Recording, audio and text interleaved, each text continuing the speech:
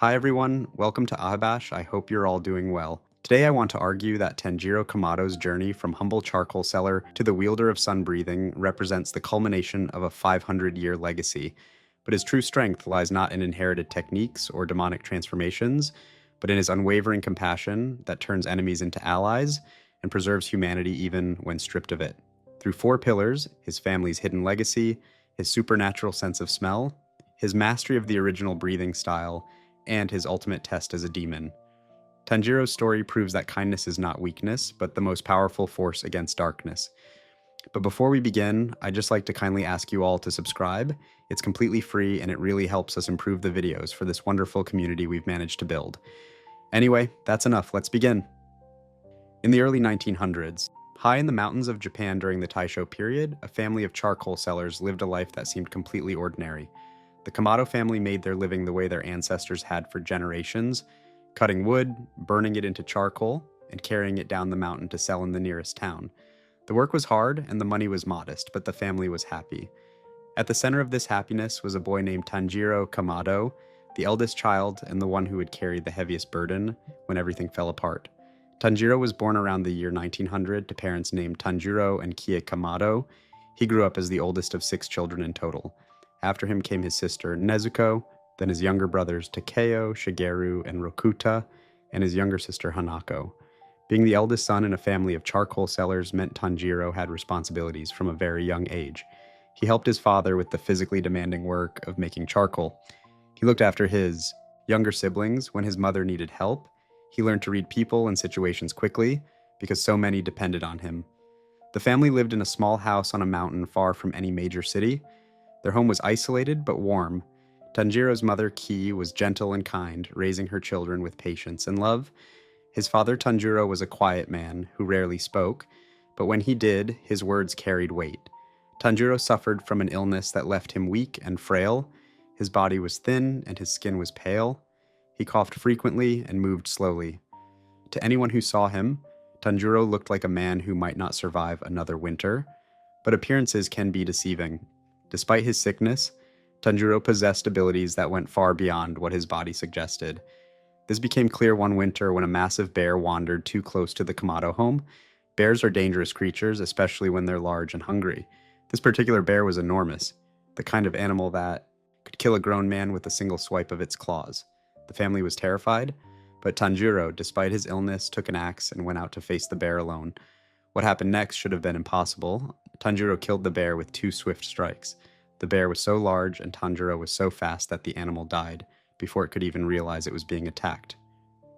When Tanjiro asked his father how he had done something so incredible while being so sick, Tanjiro explained that it came down to breathing. He told his son that if you learn to breathe correctly, you can accomplish things that seem superhuman.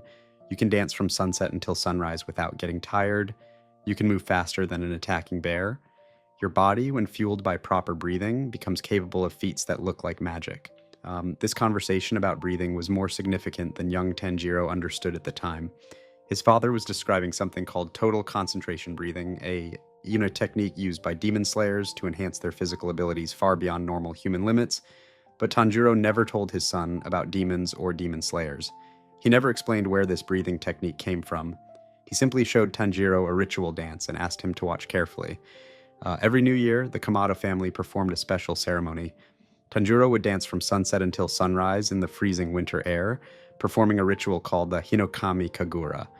The name translates to Dance of the Fire God, and the Kamado family believed it honored the god of fire and brought protection to their household. The dance consisted of 12 specific movements that flowed into each other in a continuous pattern. Tanjiro would perform these 12 movements over and over again throughout the entire night, never stopping, never tiring, dancing until the sun rose. Young Tanjiro watched his father perform this dance many times. He studied the movements carefully, memorizing each step, each turn, each precise motion of the body and arms. What Tanjiro did not know was that these movements were not just a ritual dance. They were sword forms. Each movement of the Hinokami Kagura corresponded to an attack technique of the most powerful breathing style ever created, sun breathing, the original technique from which all other demon slayer combat styles descended. The Kamado family had been preserving sun breathing for approximately 500 years, passing it down from parent to child disguised as a ceremonial dance. This legacy began with an ancestor of Tanjiro's named Sumiyoshi Kamado, who lived during the Sengoku period in the 1400s or 1500s.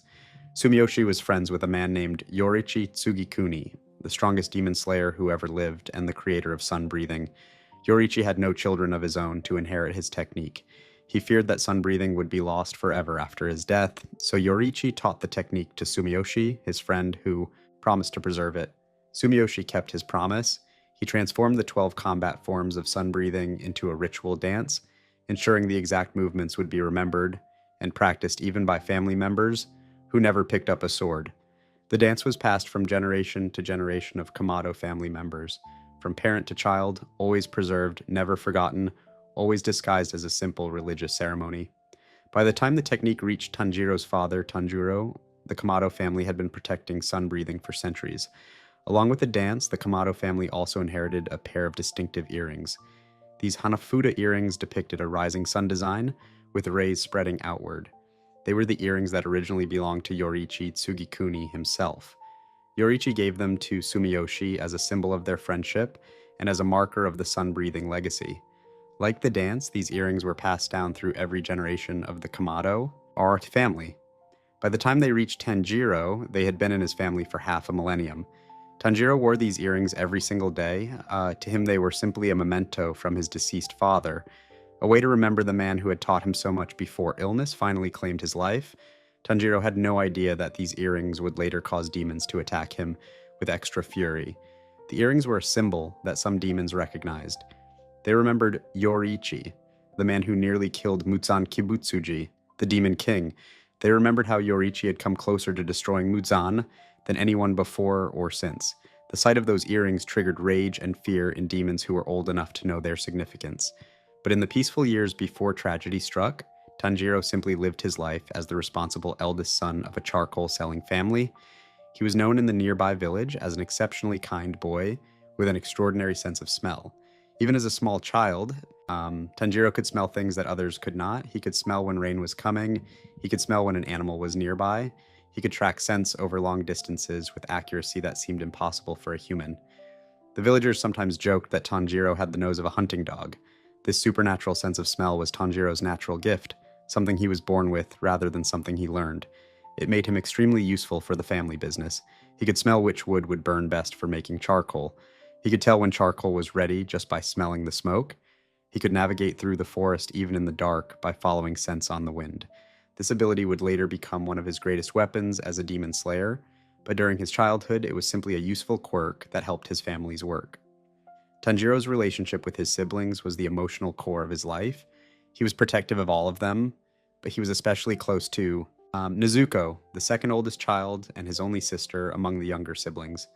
Nezuko was kind, gentle, and mature for her age. She helped her mother with household work and looked after the younger children when Tanjiro was away selling charcoal. The two oldest Kamado children shared a special bond, understanding each other without needing many words. When Tanjiro was around 6 years old, an incident occurred that left a permanent mark on him. Literally, his younger brother Takeo accidentally knocked over a large brazier that had a boiling hot kettle on top. The brazier tipped over, and the kettle fell toward where Takeo stood frozen in fear. Without thinking, Tanjiro rushed forward and grabbed his brother, shoving Takeo out of harm's way. But in protecting his brother, Tanjiro exposed his own body to danger.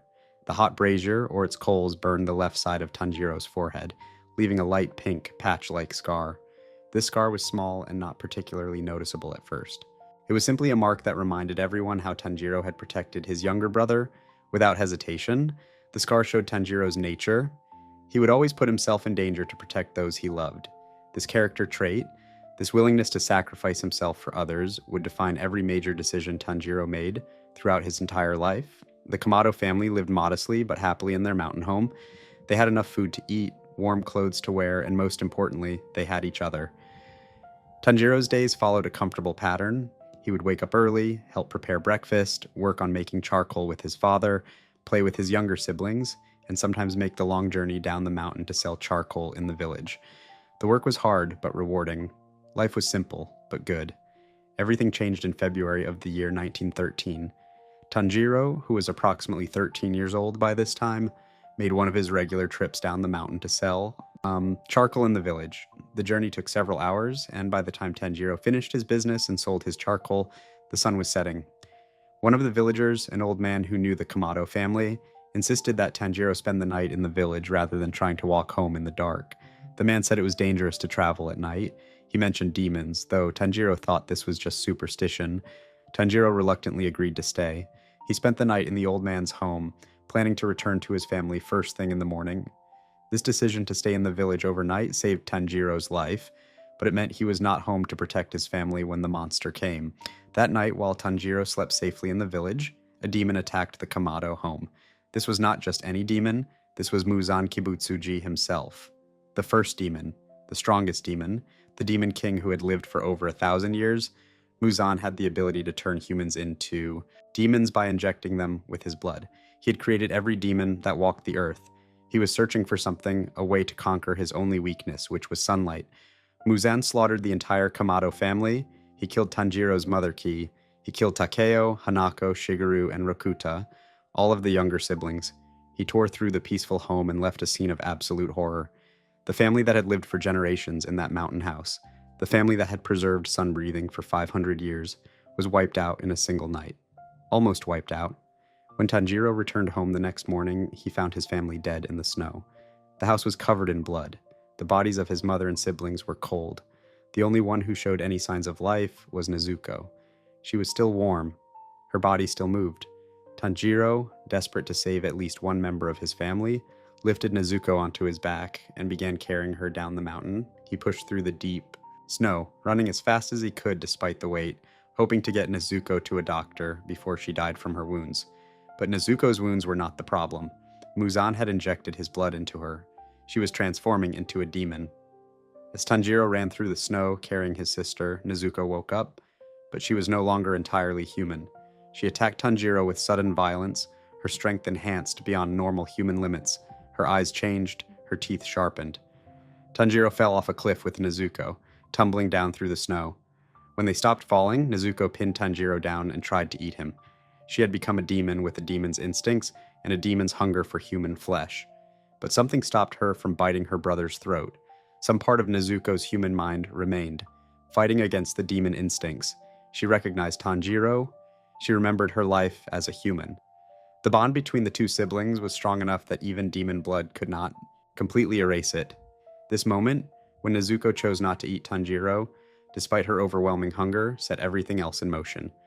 A demon slayer named Gyu Tomioka arrived at that moment, drawn by reports of demon activity. Gyu saw a demon attacking a human and prepared to kill Nezuko immediately. This was his job. Demons were meant to be killed without hesitation, but Tanjiro threw himself between Gyu's sword and his sister, begging the demon slayer to spare her. He insisted that Nezuko was different, that she still had her humanity, that she could be saved. Gyu Tomioka was impressed by Tanjiro's determination and bravery. When Nezuko protected her brother from Gyu, despite her demon instincts screaming at her to obey the more powerful demon slayer, Gyu made a decision. He knocked Tanjiro unconscious and left the siblings with a message. He told Tanjiro to travel to Mount Sagiri and find a man named Sakonji Urokodaki. This man would teach Tanjiro how to become a demon. Slayer, the Kamado family's peaceful life of making and selling charcoal was over forever.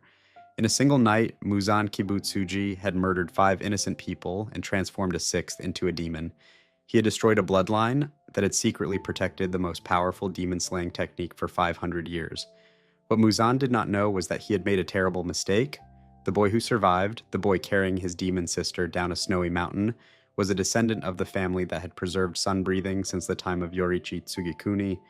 Tanjiro Kamado would eventually master that ancient technique and use it to destroy Muzan forever. But that mastery was still years away. For now, Tanjiro was just a 13-year-old boy who had lost everything except his sister. He had no training in combat. He had never held a sword. He knew nothing about demons or the Demon Slayer Corps that fought against them. All he had was his determination to protect Nezuko, his supernatural sense of smell, and the memory of a dance his father had taught him, a dance that was secretly the key to the most powerful breathing style in existence.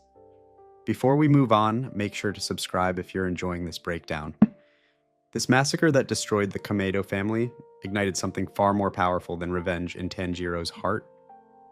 Section 2, The Scar That Became a Flame, Origins of the Demon Slayer. Mark. The mark on Tanjiro's forehead is one of the most recognizable symbols in all of Demon Slayer. Fans see it every time Tanjiro appears on screen. The flame-like pattern that spreads across the left side of his forehead looks dramatic and powerful, like a badge of honor for a legendary warrior. But this mark did not start out looking the way it eventually became. The story of how a simple childhood scar transformed into a mystical demon slayer, Mark reveals something profound about Tanjiro's destiny and his connection to the greatest demon slayer who ever lived. When Tanjiro was approximately 6 years old, living his peaceful life as a charcoal seller's son in the mountains, an accident occurred in the Kamado household. His younger brother Takeo, who was playing near the family's cooking area, accidentally knocked over a large brazier. A brazier is a container used for holding hot coals or fire for heating and cooking. On top of this particular brazier sat a kettle filled with boiling hot water. When the brazier tipped over, the kettle began to fall directly toward where Takeo stood. Takeo froze in fear. He was just a small child, and the sight of the falling brazier and boiling kettle happening so fast left him unable to move. But Tanjiro, who was nearby, reacted instantly. He rushed forward without thinking about his own safety, grabbed his younger brother, and shoved Takeo out of the path of danger. This action saved Takeo from being badly burned or potentially killed. But by pushing his brother to safety, Tanjiro put his own body in harm's way. The hot brazier, its burning coals, or the scalding water from the kettle struck Tanjiro on the left side of his forehead. The burn was painful and left a mark on his skin. When the injury healed, Tanjiro was left with a scar. This original scar was described as light pink in color and patch-like in appearance. It was not particularly large or dramatic. To anyone looking at young Tanjiro, it simply looked like a regular scar from a childhood accident. Nothing about it seemed special or mystical. This scar remained unchanged for years. Throughout the rest of Tanjiro's childhood, through his father's death from illness, through his continued work selling charcoal and helping his family, the scar stayed the same. It was just a reminder of the day Tanjiro had protected his brother. It showed Tanjiro's instinct to sacrifice himself for those he loved, but otherwise it appeared to be nothing more than an ordinary mark. Everything changed during final selection. After training for a full years under Sakonji Urokodaki on Mount Sagiri, Tanjiro was ready to attempt the trial that would determine whether he could officially join the Demon Slayer Corps. Final selection was a brutal test held on Mount Fujikasane. Candidates who wished to become Demon Slayers had to survive 7 nights on a mountain filled with demons. These demons had been captured alive by the Demon Slayer Corps and trapped on the mountain using wisteria flowers, which demons cannot cross. The demons were hungry and desperate, and they killed many candidates during every final selection. Tanjiro entered final selection determined to pass, so he could officially become a Demon Slayer and gain access to information about how to turn Nezuko back into a human. For the first several nights, Tanjiro successfully avoided or defeated the demons he encountered. He used the water-breathing techniques that Urokodaki had taught him. He relied on his enhanced sense of smell to detect demons before they could ambush him. He was careful and strategic, but on one of the nights during final selection, Tanjiro encountered a demon unlike any he had faced before. This demon was known as the Hand Demon because its body was covered in grotesque hands that reached out in all directions. The Hand Demon was massive and extremely powerful. More importantly, it was very old. Most demons on the final selection mountain had only eaten 2 or 3 humans in their entire existence. The Hand Demon had eaten 50 humans. This made it far stronger than the other demons trapped on the mountain. The Hand Demon had a personal grudge against Sakonji Urokodaki. It revealed to Tanjiro that it had killed 13 of Urokodaki's students during previous final selection exams.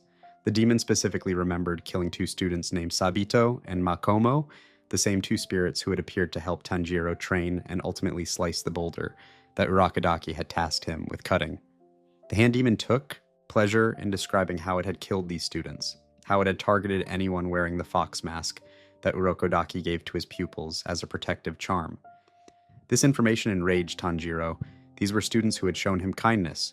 Sabito had trained with him and pushed him to become stronger. Makomo had taught him essential lessons. They had both died trying to pass the same test Tanjiro was now attempting. The Hand Demon had stolen their futures. Tanjiro's anger burned hot, but he channeled it into determination. He needed to kill this demon not just to survive, but to allow the souls of Urokodaki's students to finally rest. The battle was intense. The Hand Demon's many arms attacked from multiple directions simultaneously. Its size and strength were overwhelming. Tanjiro used every water-breathing technique he knew. moving with the fluid grace that Urokodaki had drilled into him over 2 years of harsh training. During this fight, the hand demon struck Tanjiro in the Ayer head hard enough to cause serious injury. The blow landed on the left side of Tanjiro's forehead, the exact location where his childhood scar was located. When Tanjiro eventually defeated the hand demon, successfully beheading it and ending its existence, he had sustained significant injuries. His body was bruised and battered, but something had changed about the scar on his forehead. The light pink patch-like mark from his childhood was gone. In its place was a much darker, more prominent scar. This new scar was dark red in color and had a jagged, uneven shape. It looked less like an old burn mark and more like a fresh wound. The transformation was the first sign that Tanjiro's scar was not ordinary. Tanjiro successfully survived all 7 nights of final selection. He was one of only 4 candidates who made it through the trial alive. After passing, Tanjiro received his official Demon Slayer uniform and was assigned a Kasugai Crow for communication. He also received his Nichirin, sword from the swordsmith Hotaru Haganazuka. The blade was black with a dark gray color, which was unusual, and made it difficult to predict which breathing style would suit Tanjiro best. But the most distinctive feature Tanjiro carried was his transformed scar. For many months after final selection, Tanjiro's forehead scar remained as it had appeared after the hand demon battle, a dark red, jagged mark. He went on multiple missions, fought numerous demons, and grew stronger as a demon slayer. He befriended Zenitsu Agatsuma and Inosuke Hashibira. He fought Lower Moon 5 Rui and awakened his Hinokami Kagura. He trained at the Butterfly Mansion to recover from his injuries and improve his skills. He embarked on the Mugen train mission, where he witnessed the flame Hashira Kyojuro Rengoku's death. Through all of these experiences, his scar remained the same. The next major transformation occurred in the entertainment district. Tanjiro, along with Zenitsu, Inosuke, and the Sound Hashira, Yudeteng and Uzui had traveled to the Yoshiwara Red Light District to investigate demon activity. They discovered that the area was controlled by not 1, but 2 demons, siblings named Daki and Gyutaro, who together held the position of Upper Moon 6 among the 12 Kizuki. Upper Moons were the 6 strongest demons in existence, aside from Musan Kibutsuji himself. They were incomparably more powerful than any demon Tanjiro had previously faced. The battle against Daki and Gyutaro pushed Tanjiro to his absolute limit.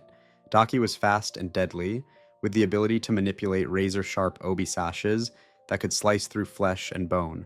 But her brother Gyutaro was even more dangerous. He wielded blood-coated Kama blades and could release his blood as projectile attacks. His blood demon art created curved slashes that could track targets and cut through almost anything. Gyutaro's poison was so potent that even a small scratch would be fatal within minutes. During the most intense moments of this battle, when Tanjiro was fighting desperately to protect his friends and defeat the demons, something awakened inside him. His body temperature soared to dangerous levels, rising above 39 degrees Celsius, which is approximately 102 degrees Fahrenheit. His heart pounded at an incredible rate, beating more than 200 times per minute. These conditions, extreme body temperature and heart rate, would normally kill a person. The human body is not designed to sustain such extremes. But Tanjiro did not die. Instead, he awakened something that had been dormant inside him. The scar on Tanjiro's forehead began to change again. It spread and expanded, the dark red color intensifying. The jagged mark transformed into a pattern that looked distinctly like flames. The flame-like design stretched across the left side of his forehead, becoming more intricate and dramatic. This was no longer just a scar from a childhood accident or a mark from a demon's attack. This was a Demon Slayer mark, mystical symbol that appeared on only the most elite demon slayers when they pushed their bodies beyond normal human limits. The Demon Slayer mark granted Tanjiro a massive increase in physical power. His strength multiplied dramatically. Some accounts suggest that a marked demon slayer's arm strength increases by 100 times compared to their unmarked state. His speed increased to the point where he could move faster than the eye could easily track. His reflexes became sharp enough to react to attacks that would have been impossible to dodge before. All of his existing abilities were amplified to a new level, but the mark brought more than just enhanced physical abilities. It also opened the door to other powers that only marked demon slayers could access. One of these was the ability to enter the transparent world, a state where the user can see living beings as if their skin and flesh were transparent, allowing them to perceive blood flow, muscle movements, and internal organs. Another ability was turning their Nichiren blade bright red, which dramatically hampered a demon's ability to regenerate from wounds. Tanjiro's newly awakened Demon Slayer mark proved crucial in the battle against Gyutaro and Daki. The enhanced strength and speed it provided allowed him to keep fighting even when his body was exhausted and poisoned. Working together with Tengen Uzui, Zenitsu, and Inosuke, Tanjiro was able to help coordinate the simultaneous beheading of both demons, the only way to truly kill the sibling duo. The victory came at an enormous cost. Tengen lost his left hand and left eye. All of the demon slayers were severely wounded and poisoned, but they survived, and they had accomplished something extraordinary.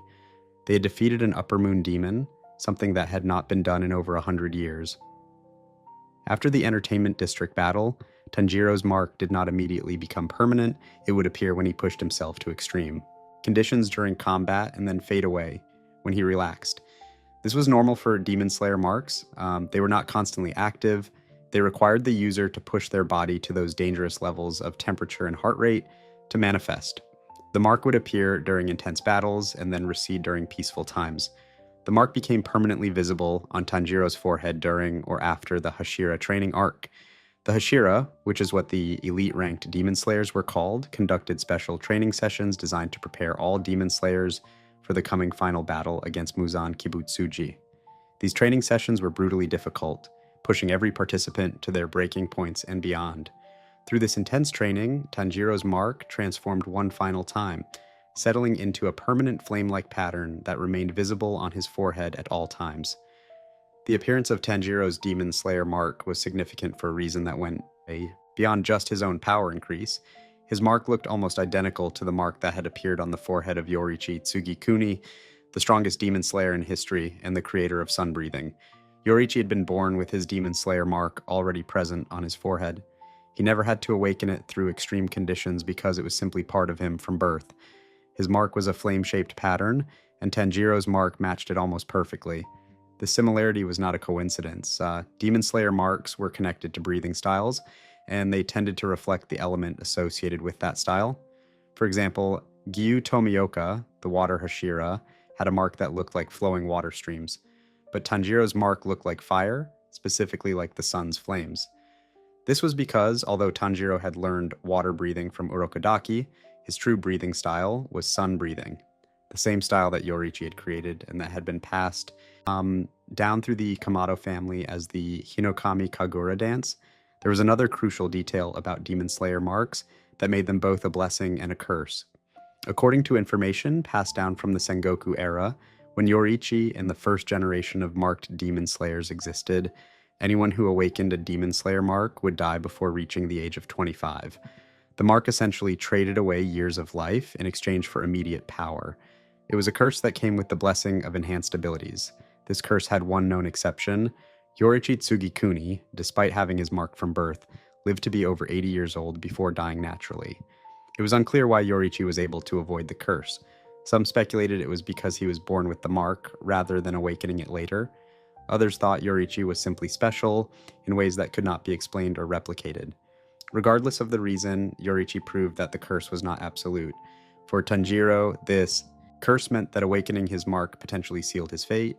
If the curse held true, he would die before turning 25.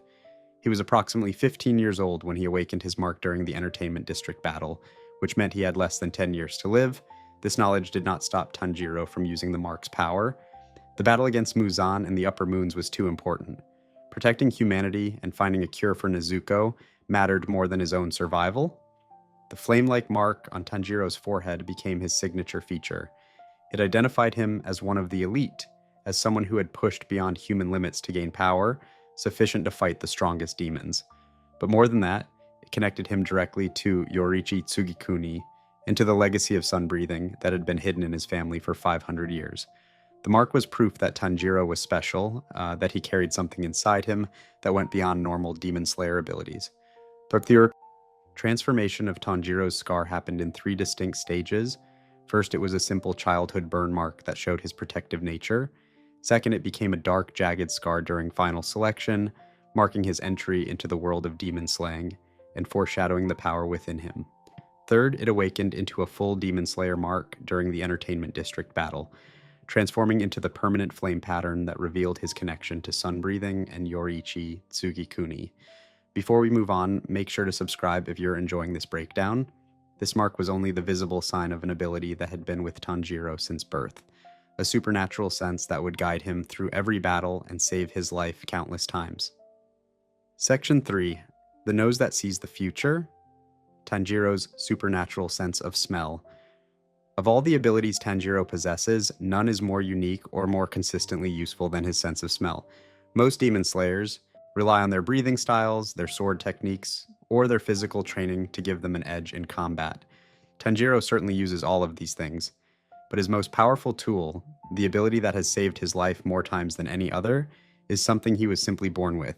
Tanjiro's nose functions at a level that goes far beyond what should be humanly possible, giving him what essentially amounts to a supernatural sixth sense that guides him through every challenge he faces. Even before Tanjiro became a demon slayer, before he lost his family, before he ever held a sword, the people in his village knew him as the boy with the extraordinary sense of smell. When Tanjiro was still just a charcoal seller helping his family's business, the villagers would comment on his unusual ability. He could smell things that no one else could detect. He could identify scents at distances that seemed impossible. His nose was so sensitive and accurate that people joked he had the smell of a hunting dog rather than a human. This ability was incredibly useful for the charcoal selling business. Tanjiro could smell which types of wood would burn best for making high-quality charcoal. He could tell when the charcoal was ready just by smelling the smoke coming from the kiln. He could detect changes in the weather by smelling the air. He knew when rain was approaching long before clouds appeared in the sky.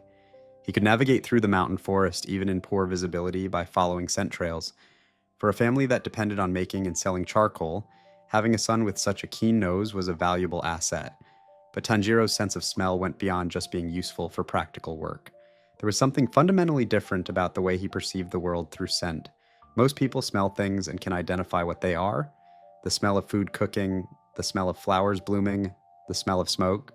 Tanjiro could do all of that with far greater precision than a normal person, but he could also smell things that should not have a scent at all. He could smell emotions. He could smell intentions.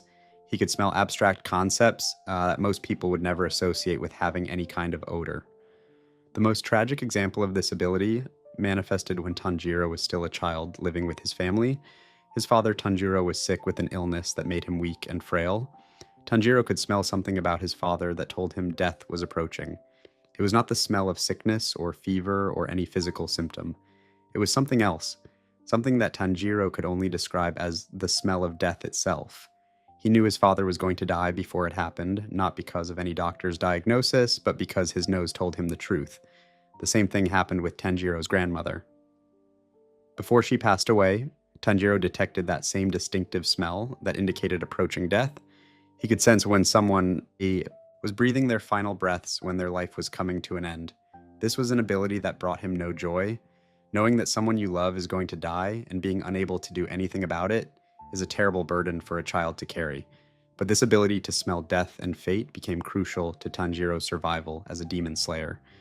When Tanjiro returned to his village that terrible morning in February 1913 and found his family slaughtered, his sense of smell told him immediately what had happened. He could smell the blood covering the snow and the house. He could smell that his mother and most of his siblings were already dead. But he could also smell that Nezuko was still alive, still warm, her heart still beating. This allowed him to immediately pick her up and try to get her help, rather than wasting precious time checking on family members who were already beyond saving. After Tanjiro began his training with Sakonji Urokodaki on Mount Sagiri, his already exceptional sense of smell was refined and developed even further. Urokodaki's training for demon slayers involved running up and down the mountain repeatedly while avoiding increasingly dangerous traps. Tanjiro had to use all of his senses to detect and avoid these traps, but his sense of smell proved to be his most reliable tool. He could smell the metal of the traps, he could smell the disturbed earth where traps had been set, he could even smell the intent behind the trap placement, understanding which paths Urokodaki expected him to take and which paths were safer. Through this training, Tanjiro developed the ability to detect something he called the opening thread. This was the smell of the perfect moment to strike an opponent. In any battle, there are brief pauses in an enemy's movement, tiny fractions of a second where their defense drops, or their attention wavers, or their body shifts in a way that creates a vulnerability. Most fighters have to see these openings with their eyes and react quickly enough to exploit them. Tanjiro could smell when these openings appeared. His nose detected the subtle change in his opponent's state that indicated the perfect moment to attack. This ability to smell the opening thread became essential for Tanjiro's survival during final selection and every battle afterward. It allowed him to find moments to strike even against opponents who were faster or stronger than him. When facing the hand demon during final selection, Tanjiro relied heavily on smelling the opening thread to find his chance to decapitate the massive creature. Without this ability, he almost certainly would have died during his very first major test as a demon slayer. Tanjiro's sense of smell also allowed him to detect demons before they could ambush him. Demons had a distinctive scent that Tanjiro could pick up from considerable distances. More importantly, he could judge how strong a demon was by how disgusting and rotten their scent was. Weaker demons had a faint rotten smell, stronger demons smelled far worse.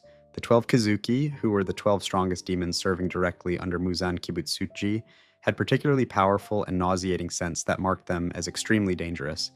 When Tanjiro encountered Muzan Kibutsuji himself for the first time in Tokyo, he was with Nezuko in her box on his back, walking through a crowded city street.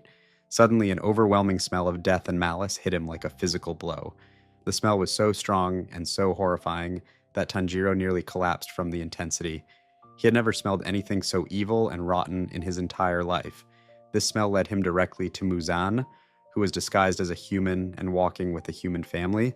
Tanjiro's nose had tracked down the Demon King before any of the Hashira. The elite demon slayers had managed to find him. But Tanjiro's sense of smell was not just useful for detecting enemies and finding openings to attack. It also gave him insight into people's characters and emotions. He could smell whether someone was lying or telling the truth. He could smell fear, anger, sadness, determination, and countless other emotional states. This made it nearly impossible for anyone to deceive him.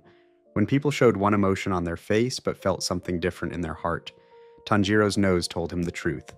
This ability to smell emotions and judge character was why Tanjiro was able to trust Zenitsu Agatsuma and Inosuke Hashibira, despite their many flaws. When Tanjiro first met Zenitsu, the boy was a crying, terrified, whining mess who seemed completely unsuited to being a demon slayer. Zenitsu constantly begged to quit, complained about everything, and tried to hide from any hint of danger. Most people would have written Zenitsu off as a coward, but Tanjiro could smell that. Underneath all the fear and complaining, Zenitsu had a good heart. He could smell Zenitsu's genuine desire to protect others, even though the boy was terrified. Similarly, when Tanjiro encountered Inosuke, the wild boar-headed boy attacked him immediately and showed aggressive, violent behavior. Inosuke challenged Tanjiro to fights, refused to cooperate, and seemed interested only in proving he was the strongest. But again, Tanjiro's sense of smell told him the truth. Underneath Inosuke's aggression and competitive nature, there was no real malice. Inosuke was not evil or cruel. He was simply rough around the edges and starved for recognition. Tanjiro could smell that Inosuke would be a valuable ally and friend once they got past the initial conflicts. This ability to judge character through smell meant that Tanjiro was never fooled by people who pretended to be kind while harboring bad intentions. It also meant he could recognize genuine goodness in people who seemed hostile or unpleasant on the surface. Throughout his journey as a demon slayer, this helped him form alliances and friendships that would have been impossible if he had judged people only by their outward behavior. One of the most remarkable aspects of Tanjiro's sense of smell was that it functioned as a form of enhanced perception that went beyond the normal 5 senses. At various points in his battles, Tanjiro could perceive his entire surroundings through scent alone. He did not need to see his opponents to know where they were, how they were moving, or what they were planning to do. His nose gave him a 3-dimensional map of everything around him, constructed purely from scent information. The anime and manga showed this visually by depicting scents as colored mist or trails hanging in the air. Tanjiro would see these scent trails and follow them like roads leading to his destination. Different types of scents appeared as different colors in his perception. The smell of demons appeared as dark, murky trails. The smell of allies appeared as cleaner, lighter trails. The opening thread appeared as a distinct line that showed exactly where and when Tanjiro needed to strike. This visual representation helped viewers understand what Tanjiro was experiencing, but it was not just artistic interpretation. Tanjiro genuinely perceived scents in a way that gave him spatial information and predictive capabilities that bordered on precognition. His nose did not just tell him what things smelled like, it told him where things were, how they were moving, and what they were about to do. The most extreme example of Tanjiro's sense of smell granting him precognitive abilities occurred during the Swordsmith Village arc. After completing his recovery from the Entertainment District battle, Tanjiro traveled to the secret village where the swordsmiths who made Nichiren blades lived and worked. While there, he underwent additional training to improve his skills. Part of this training involved fighting against a mechanical training doll called Yoriichi Type 0. Yoriichi Type 0 was a battle doll created by swordsmiths over a century ago. Modeled after Yoriichi Tsugikuni himself, the doll had 6 arms instead of the normal 2, allowing it to wield multiple swords simultaneously and attack from many angles at once. It was programmed with movements based on observations of Yoriichi's actual fighting style, making it an incredibly difficult opponent. Many demon slayers had tried to train against Yoriichi Type 0, and most found it too difficult to fight effectively. When Tanjiro fought against Yoriichi Type 0, he struggled at first. The doll's 6-armed attacks came from unpredictable directions, and its speed and precision were extraordinary. But as the fight continued, Tanjiro's sense of smell evolved to meet the challenge. He began to smell not just where the doll was or what it was doing in the present moment, but what it was about to do in the future. His nose detected the pattern of the doll's movements and predicted them before they happened. By the end of his training against Yoriichi Type 0, Tanjiro had developed the ability to smell 6 moves into the future. His nose told him not just the next attack coming, but the next 6 attacks in sequence. This gave him the ability to plan his defensive movements and counterattacks well in advance. It was essentially a form of precognition limited to combat situations. While it did not work perfectly every time and required intense concentration, this ability to smell future movements gave Tanjiro an enormous advantage against opponents who relied on complex attack patterns. This precognitive sense became crucial in Tanjiro's later battles, against upper-rank demons, and eventually against Muzan Kibutsuji himself. When facing opponents who moved faster than his eyes could track, or who attacked from positions he could not see, Tanjiro's nose gave him the information he needed to survive and counterattack. The smell of future movements allowed him to dodge attacks that should have been impossible to avoid. Perhaps most importantly, Tanjiro's sense of smell had no downsides or costs associated with using it. When Tanjiro used water breathing or Hinokami Kagura techniques, his stamina drained rapidly. The powerful sword forms exhausted him physically, and he could only maintain them for limited periods before his body gave out. His Demon Slayer. Mark granted incredible power, but came with the curse of shortened lifespan. But his sense of smell was always active, always available, and never tired him out. It was a constant advantage that never failed him. This made his sense of smell arguably his most valuable ability. Breathing techniques were more flashy and visually impressive. The Demon Slayer mark granted greater raw power, but the sense of smell was more reliable and more consistently useful across all situations. It worked in combat and out of combat. It worked when Tanjiro was injured and exhausted. It never stopped functioning. It was the foundation upon which all his other abilities were built. Before we move on, make sure to subscribe if you're enjoying this breakdown. With this gift guiding him through every challenge, Tanjiro began the brutal training that would forge him into a true demon slayer and teach him the techniques that separated amateurs from warriors. Section 4, Training under Urokodaki, the foundation of water breathing. After Giyu Tomioka spared Nezuko's life and knocked Tanjiro unconscious, the water Hashira left the siblings with instructions. Tanjiro needed to travel to Mount Sagiri and find a man named Sakonji Urokodaki. Giyu explained that Urokodaki was a cultivator, someone who trained candidates to become demon slayers.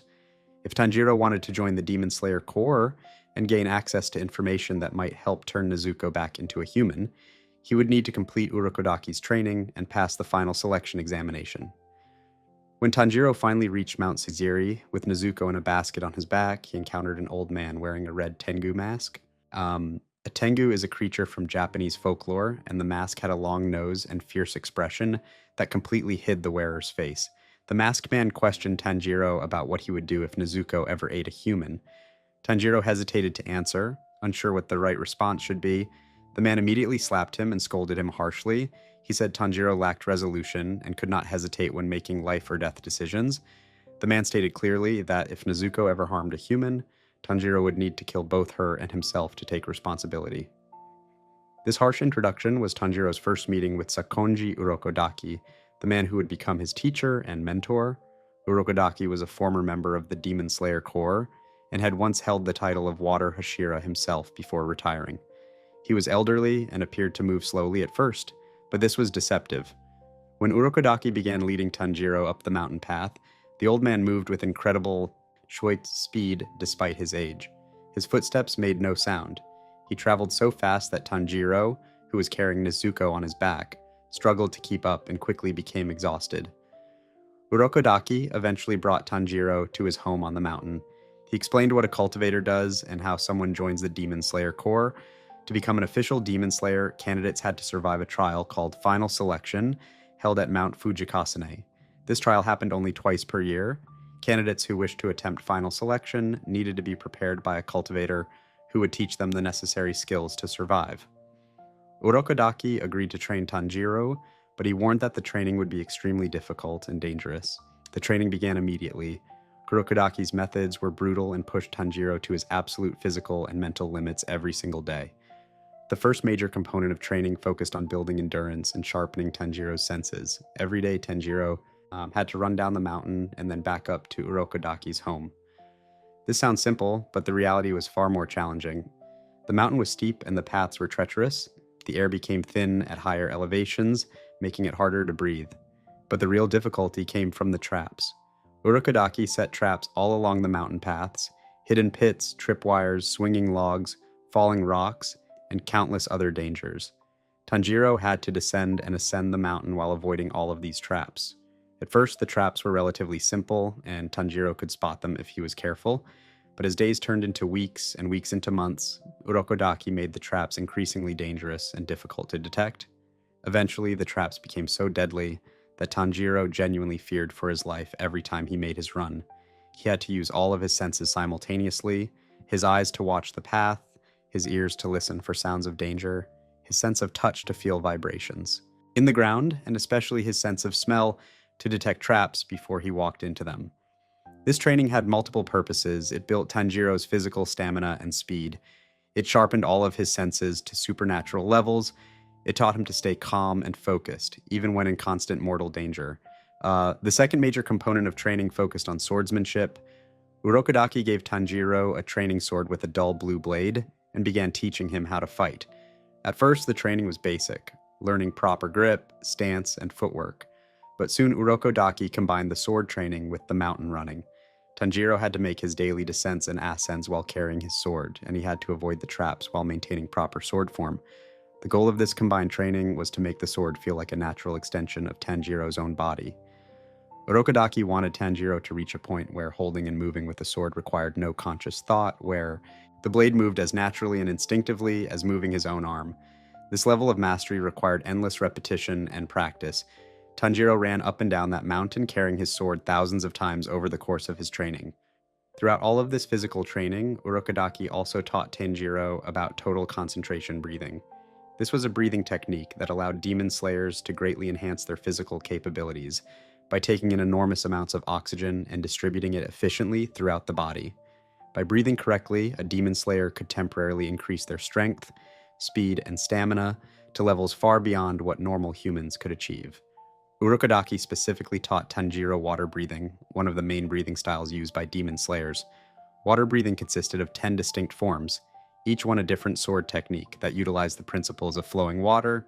The forms had names like water surface slash, water wheel, flowing dance, striking tide, and dead calm.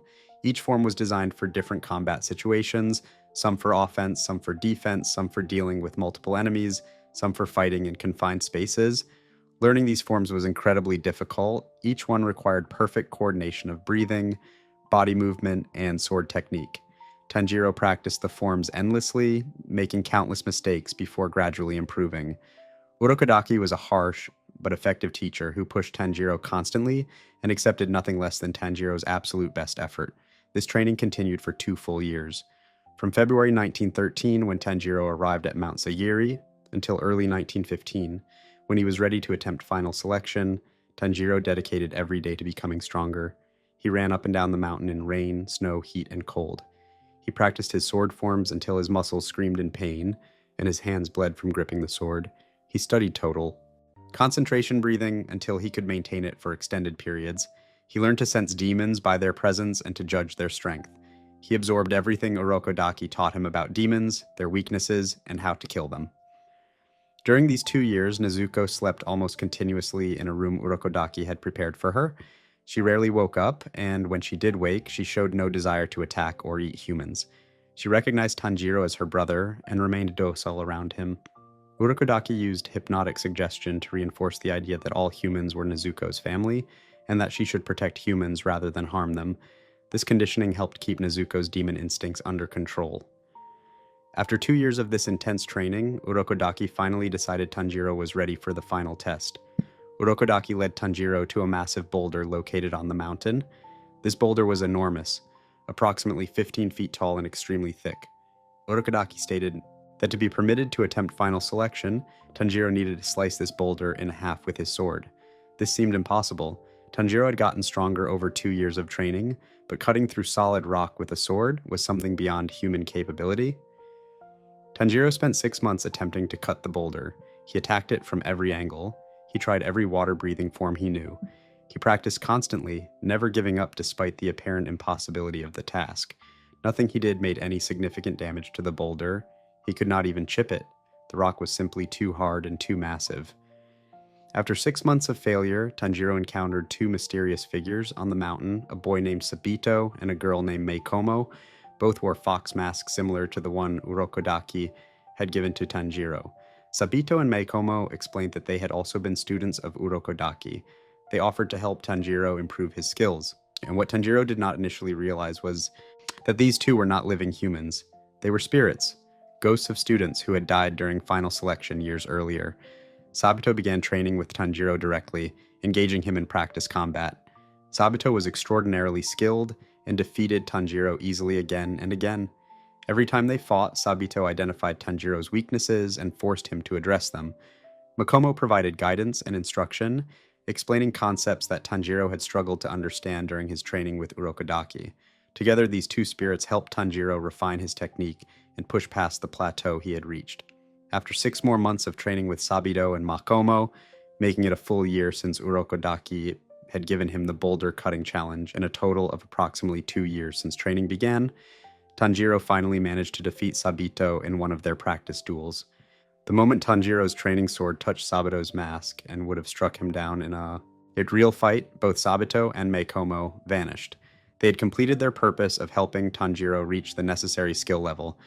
Tanjiro then approached the boulder one more time, using everything he had learned, channeling total concentration water breathing perfectly, moving with the fluid grace and power he had developed through years of training. Tanjiro swung his sword at the boulder. The blade cut through the massive rock as if it were soft clay. The boulder split cleanly in half, the 2 pieces falling away from each other.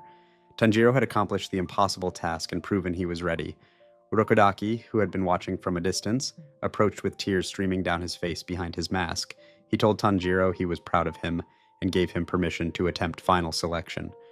Urokodaki also gave Tanjiro a special fox mask that he had warded with protective charms, hoping it would keep Tanjiro safe during the trial. Final selection took place on Mount Fujikasani, a mountain covered in wisteria flowers. The Demon Slayer Corps had captured demons alive and trapped them on this mountain. Wisteria flowers are poisonous to demons, and the demons could not cross through the wisteria barrier surrounding the mountain. This created a contained area filled with demons where candidates could be tested. The trial was simple in concept, but deadly in execution. Survive on the mountain for 7 days and 7 nights. Candidates who lasted the full 7 days would become official demon slayers. Candidates who died would simply be casualties. Tanjiro entered final selection along with many other candidates. The exact number is not specified, but it was clear that many young people had come to attempt the trial.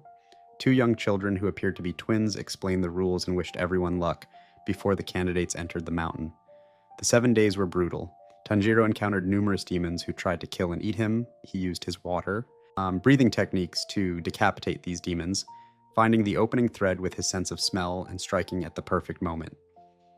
The demons on Mount Fujikasani were relatively weak compared to what Tanjiro would face later in his career, but they were still dangerous enough to kill untrained or unlucky candidates. The most dangerous encounter came when Tanjiro met the Hand Demon, the massive demon covered in grotesque hands who had killed 13 of Urokodaki's previous students. This demon specifically targeted anyone wearing Urokodaki's fox mask because it hated the man who had captured it. The battle was intense and pushed Tanjiro to his limits, but he eventually succeeded in decapitating the Hand Demon, avenging Sabito, Mikomo, and all the other students it had killed. When the 7 days ended, only 4 candidates emerged alive from Mount Fujikasane. Tanjiro was one of them. The others were Zenitsu Agatsuma, a boy with yellow hair who Tanjiro had not interacted with. During the trial, another boy named Genya Shinazugawa, who had an aggressive attitude, and one more candidate. The survival rate was horrifyingly low. The vast majority of people who attempted final selection died on that mountain. The candidates who survived received their rewards. They were given official Demon Slayer Corps uniforms made from special fabric. They were assigned Kasugai crows, intelligent birds, that would deliver mission assignments and serve as communication tools.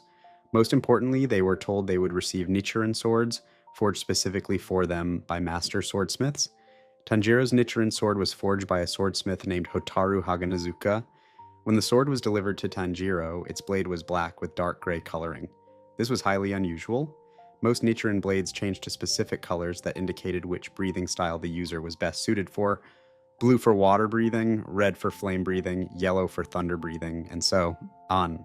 But Tanjiro's blade was black, a color so rare that even experienced demon slayers did not know what it signified or which breathing style it indicated. Before we move on, make sure to subscribe if you're enjoying this breakdown. Despite his 2 years of intense training in water breathing, despite successfully passing final selection, despite officially becoming a demon slayer, Tanjiro would soon discover that water breathing was not truly his perfect style, and the Black Blade was the first hint that his true power lay somewhere else entirely. Section 5, The Awakening, Hinokami Kagura vs. Rui. After passing final selection and becoming an official member of the Demon Slayer Corps, Tanjiro embarked on various missions assigned to him through his Kasugai Crow. He traveled from place to place, investigating reports of demons and eliminating them to protect civilians. During his early missions, he met and befriended Zenitsu Agatsuma and Inosuke Hashibira, 2 fellow demon slayers who became his constant companions. The 3 young demon slayers worked together, combining their different strengths and covering for each other's weaknesses. One of these missions led the group to Mount Natagumo, also called Natagumo Mountain. The Demon Slayer Corps had sent multiple demon slayers to investigate this mountain because something was clearly wrong there. Demon slayers who went to Mount Natagumo were not returning or reporting back. When demon slayers entered the forest on that mountain, they seemed to simply disappear. The Corps needed to find out what was happening and eliminate whatever threat existed there. When Tanjiro, Zenitsu, and Inosuke arrived at Mount Natagumo, they quickly discovered the source of the problem. The mountain was controlled by a family of demons who worked together as a coordinated group. These demons had spider-like abilities and could manipulate threads similar to spider silk. But these were not ordinary demons. One of them was a member of the 12 Kizuki, the 12 strongest demons serving directly under Muzan Kibutsuji. The demon who led this spider family was named Rui. He held the position of Lower Moon 5, which meant he was the 5th strongest of the 6 lower moons. The 12 Kizuki were divided into 6 lower moons and 6 upper moons, with the upper moons being far more powerful than the lower moons. Even as only a lower moon, Rui was significantly stronger than any demon Tanjiro had faced up to this point in his career. Rui had created a twisted mockery of a family structure on Mount Natagumo. He had gathered other demons and forced them to pretend to be his parents and siblings. These demons played the roles of mother, father, older sister, and younger sister in Rui's manufactured family. If any of them failed to play their roles correctly or displeased Rui in any way, he punished them brutally. The demons were terrified of Rui and followed his orders out of fear rather than genuine familials. And a love, Rui's own backstory was tragic. When he was human, he had been a sickly child whose body was so weak he could barely move. Muzan Kibutsuji had turned him into a demon, promising him a strong body free from illness, but after becoming a demon, Rui killed and ate his own human parents. He regretted this action deeply, and spent his existence as a demon, trying to recreate the family he had destroyed. However, because Rui created his family through fear and force rather than genuine bonds, it was empty and hollow. When Tanjiro encountered Rui, the situation was already dire. Rui had captured Nezuko and was trying to force her to become his younger sister in his artificial family. Rui was fascinated by Nezuko because, unlike other demons, she did not eat humans, and she seemed to genuinely care for her brother Tanjiro. Rui wanted that kind of authentic bond for himself. He believed that if he could make Nezuko part of his family, perhaps he could finally have the real family connection, and what he desperately craved. Tanjiro was furious to find his sister in danger. He confronted Rui directly, demanding that the demon release Nezuko. Rui refused, and the two began to fight. This was when Tanjiro discovered just how powerful a 12 Kizuki member truly was. Rui's primary weapon was thread. He could create threads that were incredibly thin, but impossibly strong. These threads could slice through flesh, bone, and even metal with ease. Rui manipulated these threads with precision, creating webs and traps that were deadly from any angle. Tanjiro tried to fight Rui using the water-breathing techniques that Urokodaki had taught him.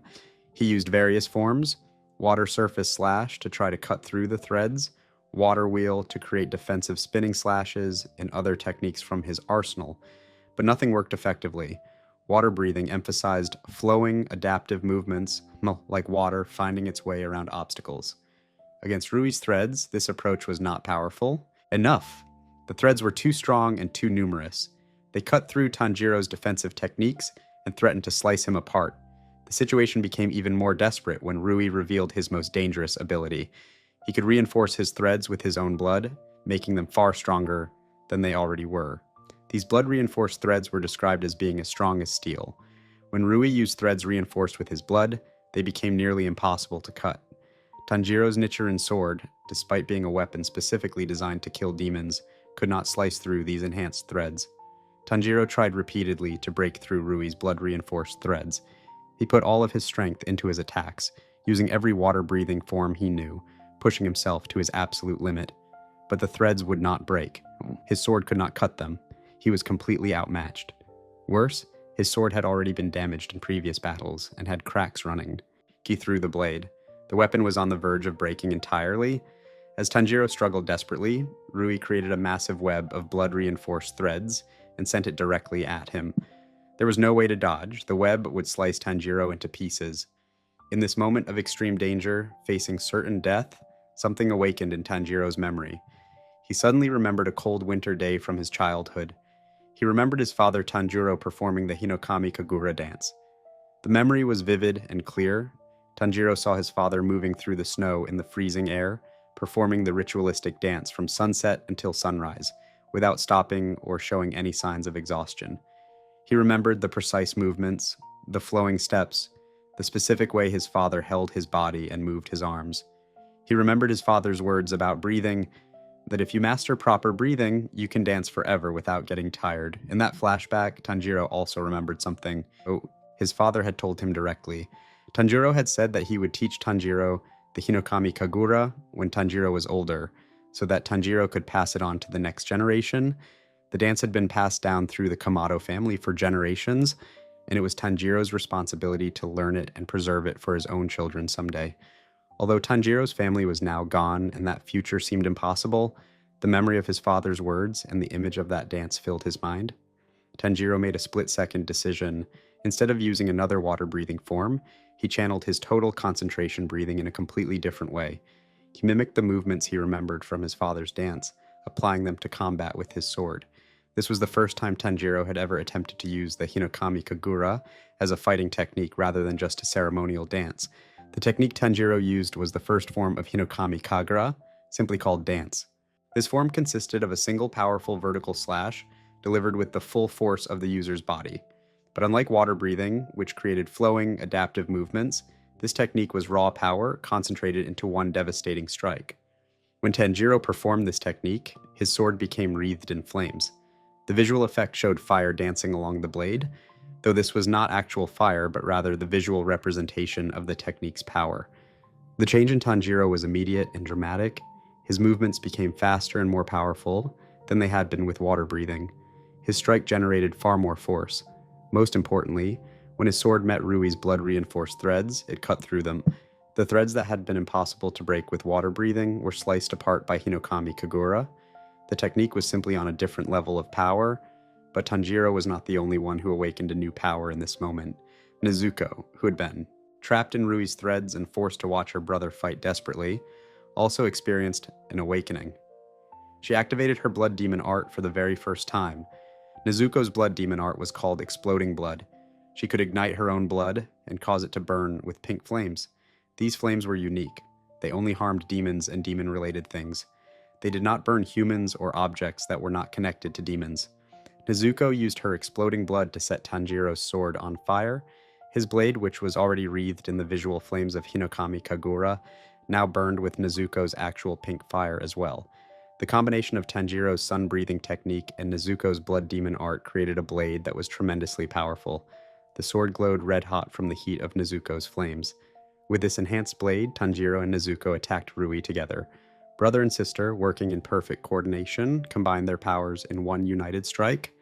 Tanjiro delivered a powerful slash, enhanced by both Hinokami Kagura and Nezuko's flames.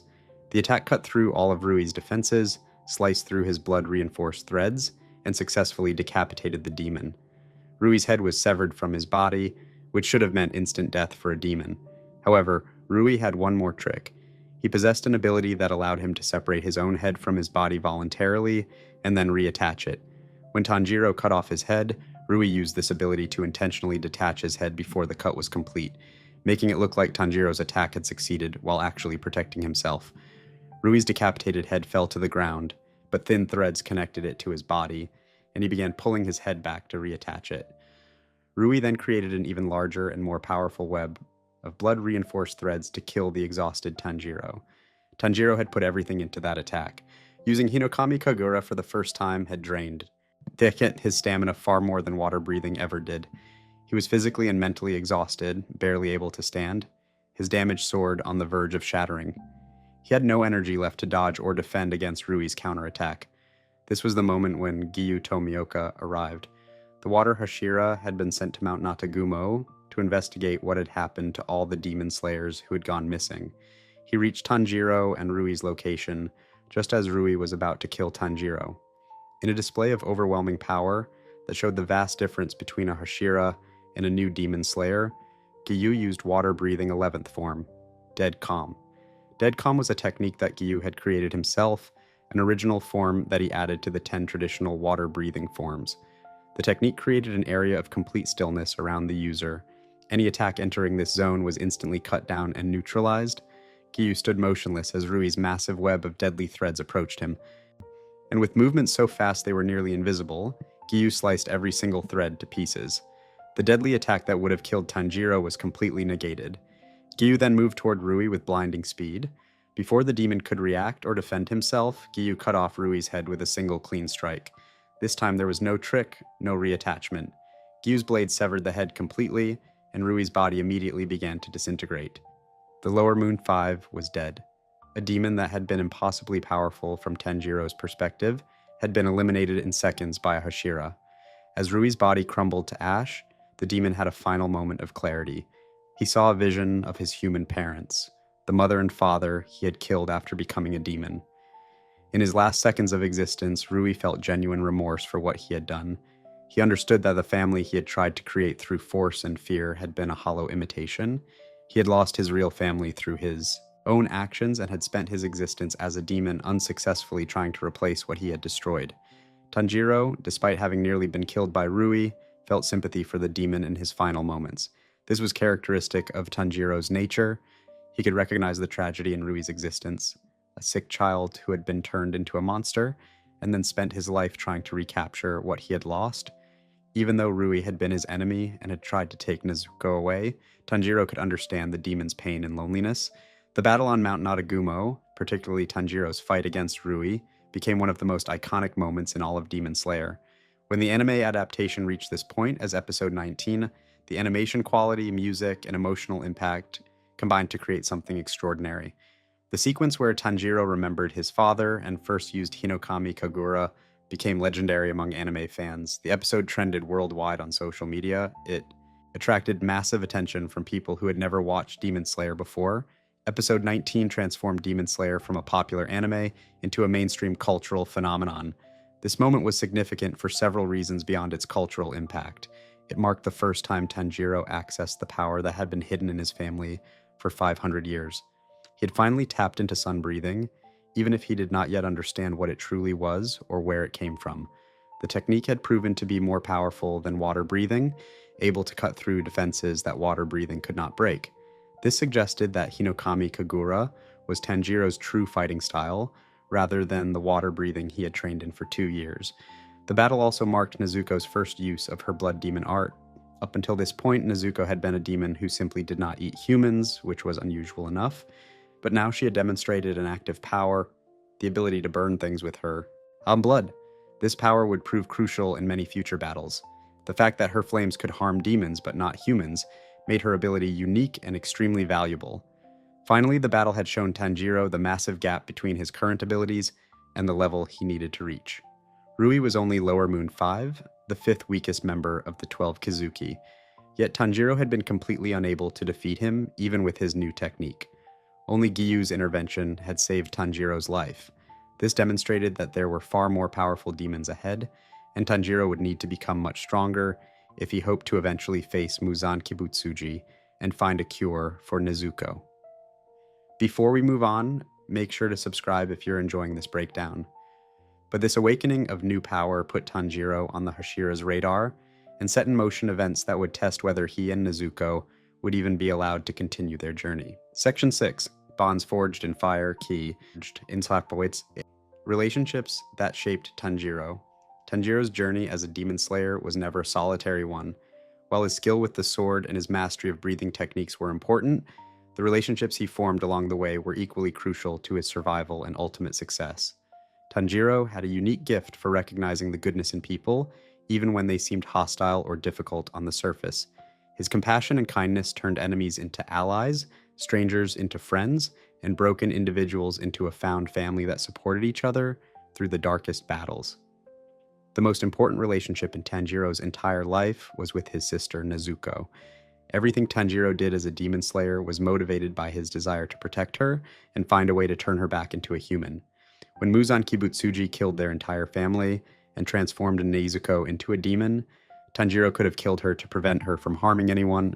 This would have been the expected, rational choice. Demons were monsters who ate humans. They were meant to be destroyed without mercy. But Tanjiro saw that some part of Nezuko's humanity remained even after her transformation. She had tried to protect him from Gyu Tomioka. She had resisted her instinct to eat him even when she was starving.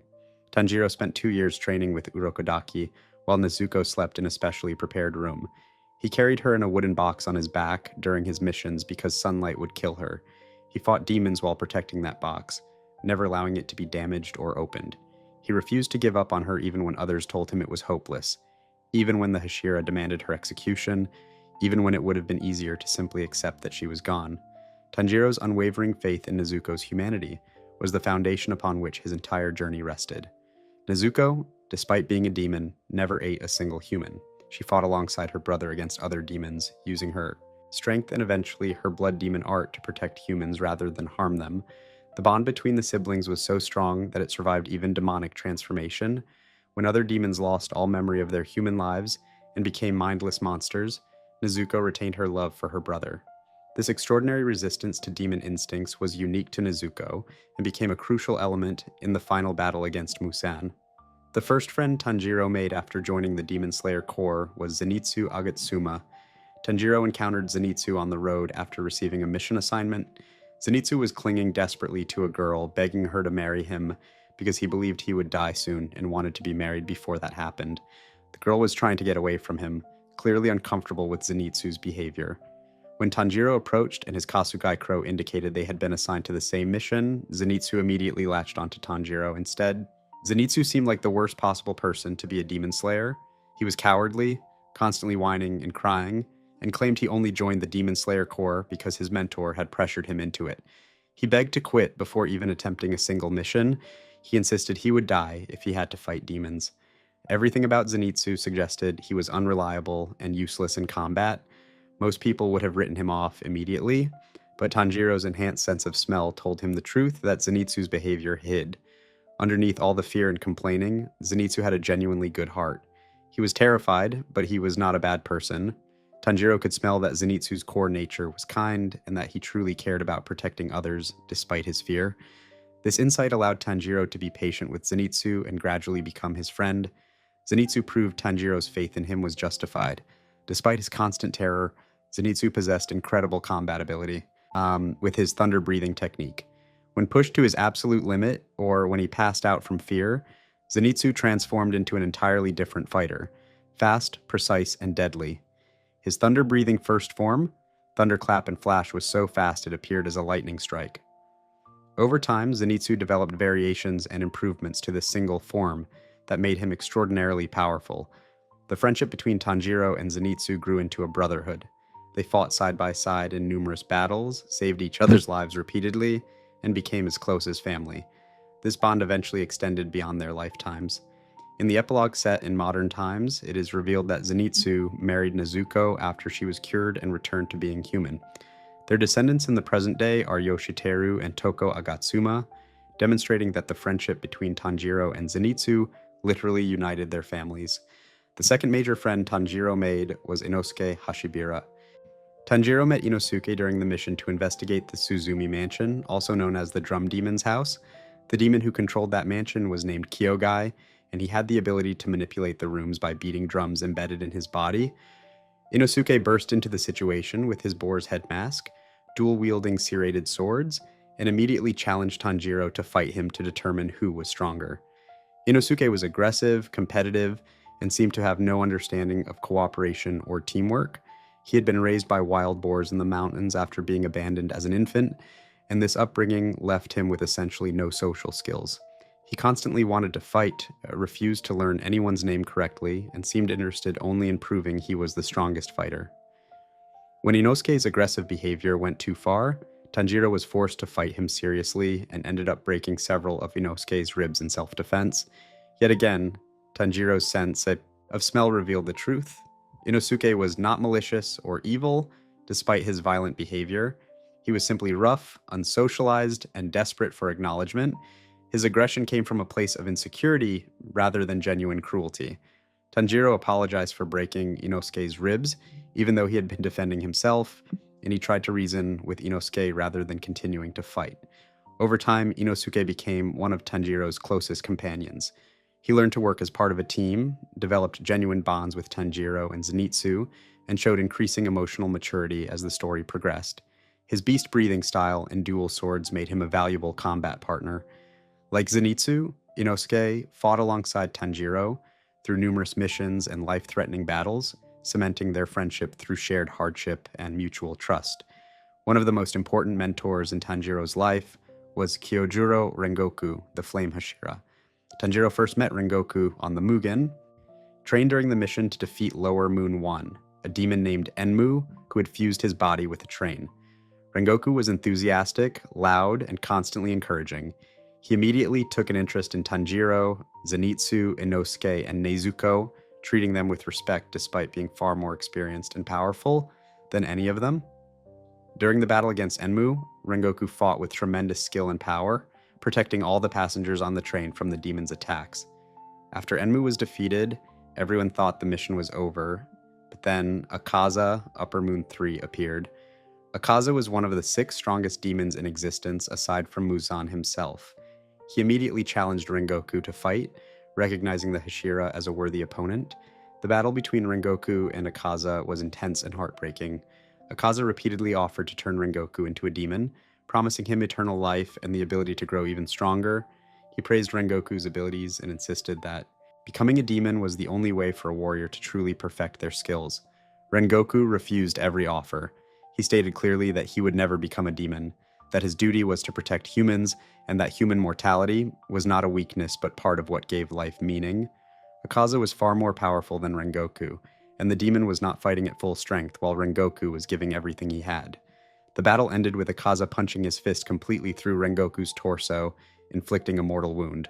Despite this injury, Rengoku held Akaza in place with tremendous strength, preventing the demon from escaping even as dawn approached. The rising sun forced Akaza to flee, tearing his own arms off to escape Rengoku's grip. Rengoku died from his injuries shortly after the sun rose. His final words to Tanjiro and the others were encouraging and inspirational. He told Tanjiro to follow his passion, to believe in himself, and to set your heart ablaze. These words became a guiding principle for Tanjiro going forward. Rengoku's death was the first time Tanjiro witnessed someone he respected and admired being killed by a demon. It strengthened his resolve to become stronger and eventually defeat Muzan and the Upper Moons. After Rengoku's death, Tanjiro visited the Rengoku family home to return Kyojuro's Hashira Haori and to speak with his family. There he met Rengoku's younger brother Senjuro and his father Shinjuro. Shinjuro was a bitter, alcoholic man who had given up on being a demon slayer after his wife died. He initially treated Tanjiro with hostility and mockery, but when Tanjiro told him about Kyojuro's brave final moments and delivered his brother's last words, even the hardened Shinjuro broke down in tears. It was also during this visit that Tanjiro learned important information that would eventually lead to understanding the connection between Hinokami Kagura and Sun breathing. Another important relationship was with Kanao Tsuyuri, a fellow demon slayer who was roughly Tanjiro's age. Kanao lived at the Butterfly Mansion and had been trained by the insect Hashira Shinobu Kocho and her older sister Kanai Kocho. When Tanjiro first met Kanao, she was extremely quiet and seemed to have difficulty making decisions on her own. She carried a coin that she would flip to make choices because she struggled to express her own will and preferences. Kanao had suffered severe trauma in her childhood before being rescued and adopted by the Kocho sisters. This trauma had left her emotionally detached and passive. Tanjiro, recognizing that Kanao had a good heart despite her difficulty expressing herself, encouraged her to make her own choices and follow her own feelings. He told her that people who flip coins and leave everything to chance are lying to themselves, and that she should trust her own heart. This advice had a profound impact on Kanao. She began to open up emotionally and develop her own sense of agency. Over time, she and Tanjiro grew closer. In the final battle against Muzan, when Tanjiro was transformed into a demon, Kanao used her special technique called the Final Form, Vermilion Eye, to help administer medicine that would save him. This technique enhanced her vision dramatically, but at the cost of damaging her eyes. Kanao willingly sacrificed her eyesight to save Tanjiro, demonstrating how deep her feelings for him had become. In the epilogue set, many years after the final battle, it is revealed that Tanjiro and Kanao married and had descendants. Their great-great-grandchildren Kanata and Sumihiko Kamado are shown living in modern Japan, continuing the Kamado family line into the present day. Giyu Tomioka, the water Hashira, was the person who set Tanjiro's entire journey in motion. When Giyu encountered Tanjiro and the newly transformed Nezuko on that snowy mountain, he had every right and reason to kill Nezuko immediately. Demons were meant to be destroyed without hesitation, but Giyu saw something in Tanjiro's desperate determination to protect his sister, and he witnessed Nezuko choosing to protect Tanjiro despite her demon instincts. These observations led Giyu to spare Nezuko's life and direct Tanjiro to Urokodaki. Throughout the series, Giyu appeared at crucial moments to help Tanjiro. He saved Tanjiro from Rui on Mount Nadagumo. He defended Tanjiro and Nezuko during their trial before the Hashira. He fought alongside Tanjiro against Akaza in the Infinity Castle, helping Tanjiro avenge Rengoku's death. Giyu was a quiet, reserved person who struggled with social interaction, but his actions demonstrated his good heart and his faith in Tanjiro's potential. Sakonji Urokodaki was the master who trained Tanjiro for 2 years and taught him everything he knew about being a demon slayer. Urokodaki was stern and demanding, pushing Tanjiro to his absolute limits every single day. But this harsh training came from a place of care. Urokodaki had lost 13 students to the hand demon during previous final selection exams, and he wanted to make certain that Tanjiro would be strong enough to survive. When Tanjiro succeeded in slicing the boulder and passed final selection, Urokodaki wept with relief and pride. He remained a supportive figure throughout Tanjiro's journey, caring for Nezuko when Tanjiro was away on missions. Kagaya Ubuyashiki was the leader of the Demon Slayer Corps, the person who coordinated all Demon Slayer activities and made final decisions about Corps policy. When Tanjiro and Nezuko were brought before the Hashira for judgment after the Mount Natagamo mission, most of the Hashira demanded that Nezuko be executed immediately. A demon traveling with demon slayers was unacceptable and violated all Corps rules, but Kagaya overruled them and officially pardoned both Tanjiro and Nezuko, allowing them to continue their mission. He recognized that Nezuko was unique and that Tanjiro had extraordinary potential. Perhaps most remarkably, Tanjiro showed compassion even to demons. When he fought Kyogai, the drum demon, he noticed that Kyogai valued his creative writing and carefully avoided stepping on the pages of Kyogai's written work that were scattered around the room. This simple act of respect touched Kyogai deeply. When Tanjiro defeated the hand demon during final selection, he held the dying demon's hand and offered comfort as it turned to ash. Despite the fact that this demon had killed Sabito and Makomo, when he encountered the mother spider demon who had been forced to kill demon slayers against her will, Tanjiro gave her a painless death and sympathized with her suffering. This compassion did not mean Tanjiro was weak or naive. He killed demons when necessary to protect humans. He fought with everything he had against threats like Rui and later the Upper Moons. But he never forgot that demons had once been human, and he could smell the suffering and tragedy in their pasts. This ability to hold both determination to protect the innocent and sympathy for fallen enemies made Tanjiro unique among demon slayers. Before we move on, make sure to subscribe if you're enjoying this breakdown. These bonds that Tanjiro forged through his compassion would be tested in battles that pushed every fighter beyond what anyone thought humanly possible. Section 7, The Crucible, Major Battles that Forged a Warrior. After awakening Hinokami Kagura against Rui, Tanjiro's path as a demon slayer led him through increasingly dangerous battles. Each major fight was not just a physical test, but also a philosophical challenge that forced Tanjiro to confront difficult questions about strength, sacrifice, and what it meant to be human. The demons he faced grew more powerful with each encounter, and Tanjiro had to push himself beyond his limits repeatedly just to survive. These battles transformed him from a talented rookie into a warrior capable of standing alongside the Hashira. Following the Mount Nadagumo incident, Tanjiro was brought to the Butterfly Mansion to recover from his injuries. The mansion was run by Shinobu Kocho, the insect Hashira, and served as both a medical facility and training center for demon slayers. While recovering, Tanjiro underwent rehabilitation training designed to restore and improve his physical capabilities. He also received a new mission assignment that would take him and his companions on one of the most dangerous missions yet. The mission involved investigating a train called the Mugen Train, where dozens of people had gone missing. Tanjiro, Zenitsu, and Inosuke were joined by Kyojuro Rengoku, the Flame Hashira, who was also assigned to this case. The demon responsible for the disappearances was Enmu, who held the position of Lower Moon 1. This made Enmu the strongest of the 6 lower moons and significantly more powerful than Rui had been. Enmu possessed a blood demon art that manipulated dreams in sleep. He could force people into deep sleep and trap them in dreams that felt completely real. While his victims were asleep, Enmu could enter their subconscious minds and destroy their spiritual cores, which would kill them in the real world. This ability was particularly dangerous because the victims did not realize they were under attack until it was too late. When Tanjiro and the others boarded the Mugen train, Enmu put all of them to sleep immediately. Each person was trapped in a dream, showing them their deepest desires. Tanjiro dreamed of his family being alive and well, living peacefully in their mountain home as if the massacre had never happened. This dream was incredibly powerful because it gave Tanjiro exactly what he wanted most. His family back, his normal life restored, everything returned to the way it had been before tragedy struck. But Tanjiro recognized that something was wrong with the dream. Details did not quite match his memories. His family members said things that the real people would not have said. Most importantly, Tanjiro could not remember how he had gotten to this place or why his family was alive. He realized he was trapped in a dream and needed to escape. The only way to wake up from Enmu's dream manipulation was to kill yourself within the dream. Tanjiro used his sword to cut his own throat in the dream world, which was psychologically traumatic, but necessary to break free. After waking up, Tanjiro worked to wake his companions and then went to confront Enmu directly. He discovered that Enmu had done something unprecedented. The demon had fused his entire body with the train itself.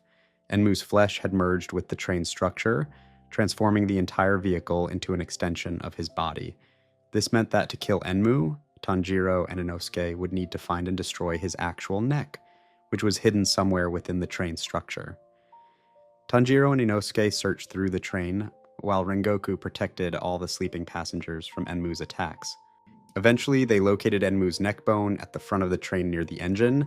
Tanjiro used Hinokami Kagura to cut through the thick neck bone and successfully decapitate Enmu, causing the demon to die and the train to derail. The mission seemed complete, everyone had survived, and the demon was defeated. But then Akaza appeared. Upper Moon 3 emerged from the darkness and immediately challenged Rengoku to single combat. The battle that followed showed Tanjiro the terrifying gap between lower moons and upper moons.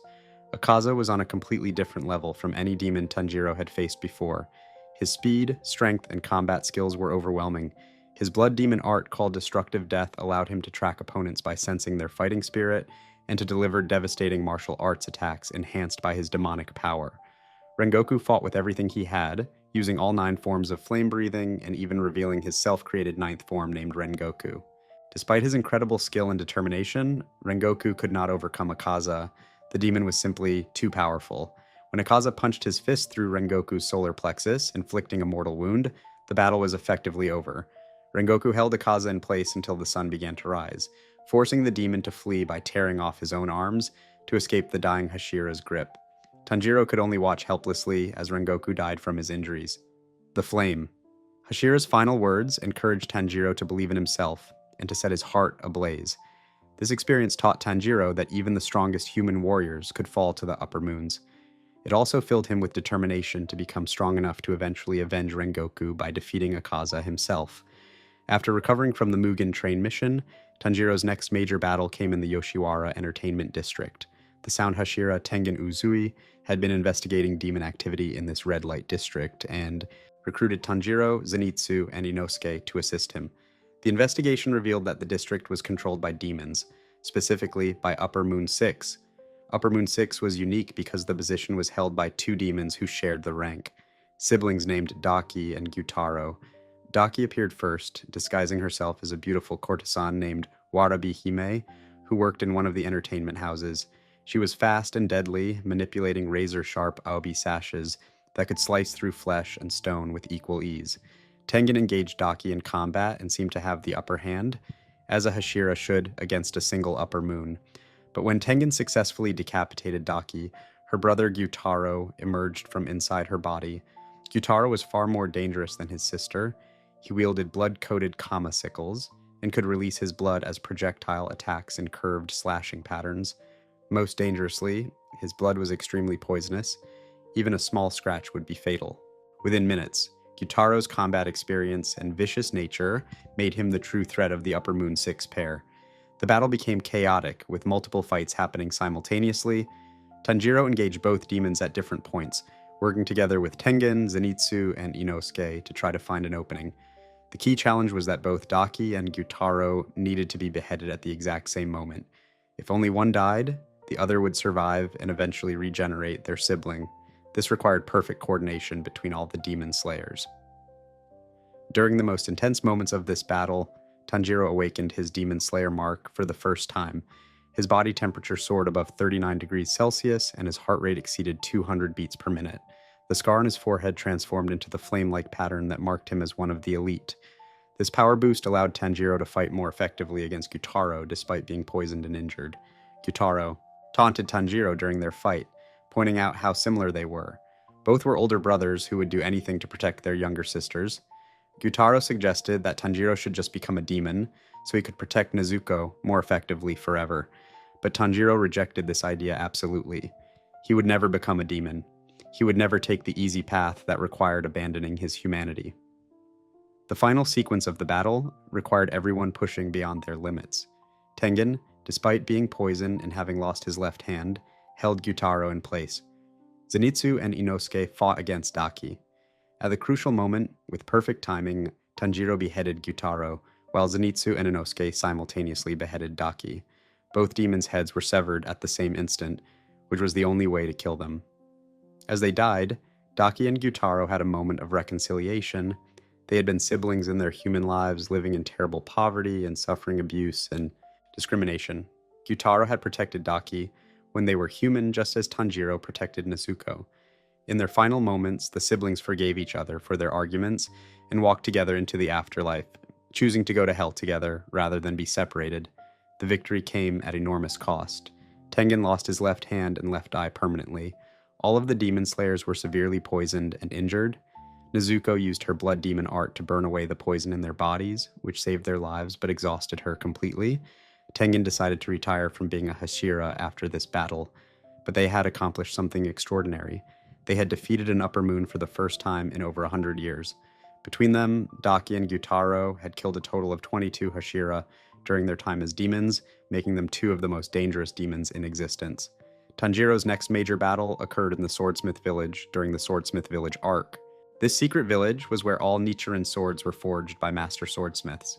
Two Upper Moons, Hantengu, who was Upper Moon 4, and Gyoko, who was Upper Moon 5, launched a coordinated attack on the village, hoping to cripple the Demon Slayer Corps by destroying their supply of weapons.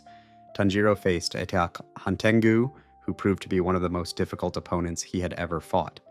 Hantengu's blood demon art allowed him to split himself into multiple separate bodies. each representing a different emotion. These clones were named Sekido, anger, Karaku, pleasure, Aizetsu, sorrow, and Urogi, joy. Each clone was as strong as an upper moon demon on its own, meaning Tanjiro effectively had to fight 4 upper moon level opponents simultaneously. To make matters worse, when the 4 emotion clones were pushed to their limits, they fused together into an even stronger form called Zohakuten, who represented hatred. This combined form was incredibly powerful and nearly killed. Uniting Tanjiro and his allies multiple times, the battle seemed hopeless until Tanjiro realized that all of these forms were just distractions. The real Hantengu was a tiny, weak demon, hiding somewhere safe while his powerful clones did all the fighting. Tanjiro used his enhanced sense of smell and eventually his transparent world ability to locate the real Hantengu hiding inside the heart of his giant hatred clone. Tanjiro pursued the real body relentlessly, chasing it across the battlefield while the sun began to rise. Nezuko was fighting nearby, and as dawn approached, she was in danger of being burned by sunlight. Tanjiro had to make an agonizing choice, abandon his pursuit of Hantengu to save Nezuko, or trust that Nezuko would be okay and finish the demon before it could escape. Nezuko herself made the choice for him. She urged Tanjiro to complete his duty as demon slayer and not worry about her. Tanjiro, with tears streaming down his face, continued chasing Hantengu and successfully. Kaikeyan decapitated the demon just as the sun rose. When Tanjiro turned to check on Nezuko, expecting to find her burned to ash, he discovered something miraculous. Nezuko was standing in full sunlight, completely unharmed. She had conquered the sun, becoming the first demon in history, aside from Muzan's goal to be immune to sunlight. The battle in Swordsmith Village also involved Mitsuri Kanroji, the Love Hashira, and Muchiro Tokito, the Mist Hashira. Muchiro fought Gyoko and successfully defeated Upper Moon 5, marking another major victory for the Demon Slayer Corps. The fact that 2 Upper Moons had been defeated in a single night signaled a shift in the war between humans and demons. Tanjiro's battle against Akaza came much later, during the Infinity Castle arc, when the final confrontation with Muzan Kibutsuji was beginning. The Infinity Castle was a massive fortress created by Nakime, a demon with the ability to manipulate space and architecture. When the Demon Slayers launched their assault on Muzan's stronghold, they were separated and forced to fight individually or in small groups against the remaining Upper Moons. Tanjiro and Giyu Tomioka were paired together to fight Akaza. For Tanjiro, this was the chance to finally avenge Kyojuro Rengoku. Akaza recognized Tanjiro from their previous encounter on the Mugen train and was pleased to fight him again. The battle was intense and pushed both Tanjiro and Giyu to their absolute limits. Akaza's destructive death technique was based on detecting fighting spirit. He could sense when and where his opponents would attack by reading their battle spirit and killing intent. This made him nearly impossible to surprise or catch off guard. His defensive abilities were so refined that he could avoid attacks without even looking, simply by sensing the attacker's intent. Tanjiro remembered his father's teachings about perception and breathing. He recalled how Tanjiro had taught him to seal off his other senses and turn his a mind invisible. By achieving this state of emptiness, Tanjiro accessed both the transparent world and what was called the selfless state. In the selfless state, Tanjiro had no battle spirit, no killing intent, no detectable fighting spirit whatsoever. This made him completely invisible to Akaza's detection ability. With Giyu distracting Akaza, Tanjiro was able to approach using the selfless state and successfully behead the Upper Moon 3 with Hinokami Kagura, Setting Sun transformation. The decapitation should have killed Akaza instantly. However, Akaza did something unprecedented. He continued fighting even after losing his head. His body moved on instinct alone, attacking with deadly precision despite no longer having a brain to coordinate his movements. Eventually, Akaza's own memories and regrets caught up with him. He remembered his human life, his beloved fiancée, and the promise he had broken when he became a demon. Overcome with remorse and finally finding peace, Akaza allowed himself to die. He destroyed his own body from within, accepting defeat gratefully. Before disappearing, Akaza acknowledged Tanjiro's strength and the value of human determination over demonic power.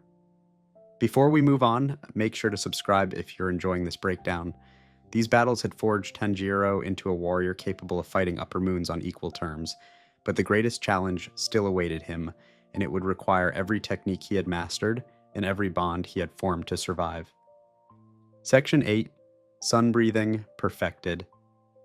The 13th form. The Hinokami Kagura that Tanjiro had learned from watching his father dance every new year was more than just a family ritual. It was the key to the most powerful combat technique ever created, but Tanjiro did not immediately understand what he possessed or where it came from. When he first used the technique against Rui on Mount Natagumo, he simply knew it was different from water breathing and far more powerful. The flames that appeared when he used these movements, the raw force behind each strike, the way his body moved, everything about Hinokami Kagura felt natural to him in a way that water breathing never had. After the Mugen train mission, where Kyojuro Rengoku died fighting Akaza, Tanjiro visited the Rengoku family home to return Kyojuro's Hashira Haori and speak with his family. There he met Kyojuro's younger brother Senjuro and their father Shinjuro. The meeting with Shinjuro did not go well at first.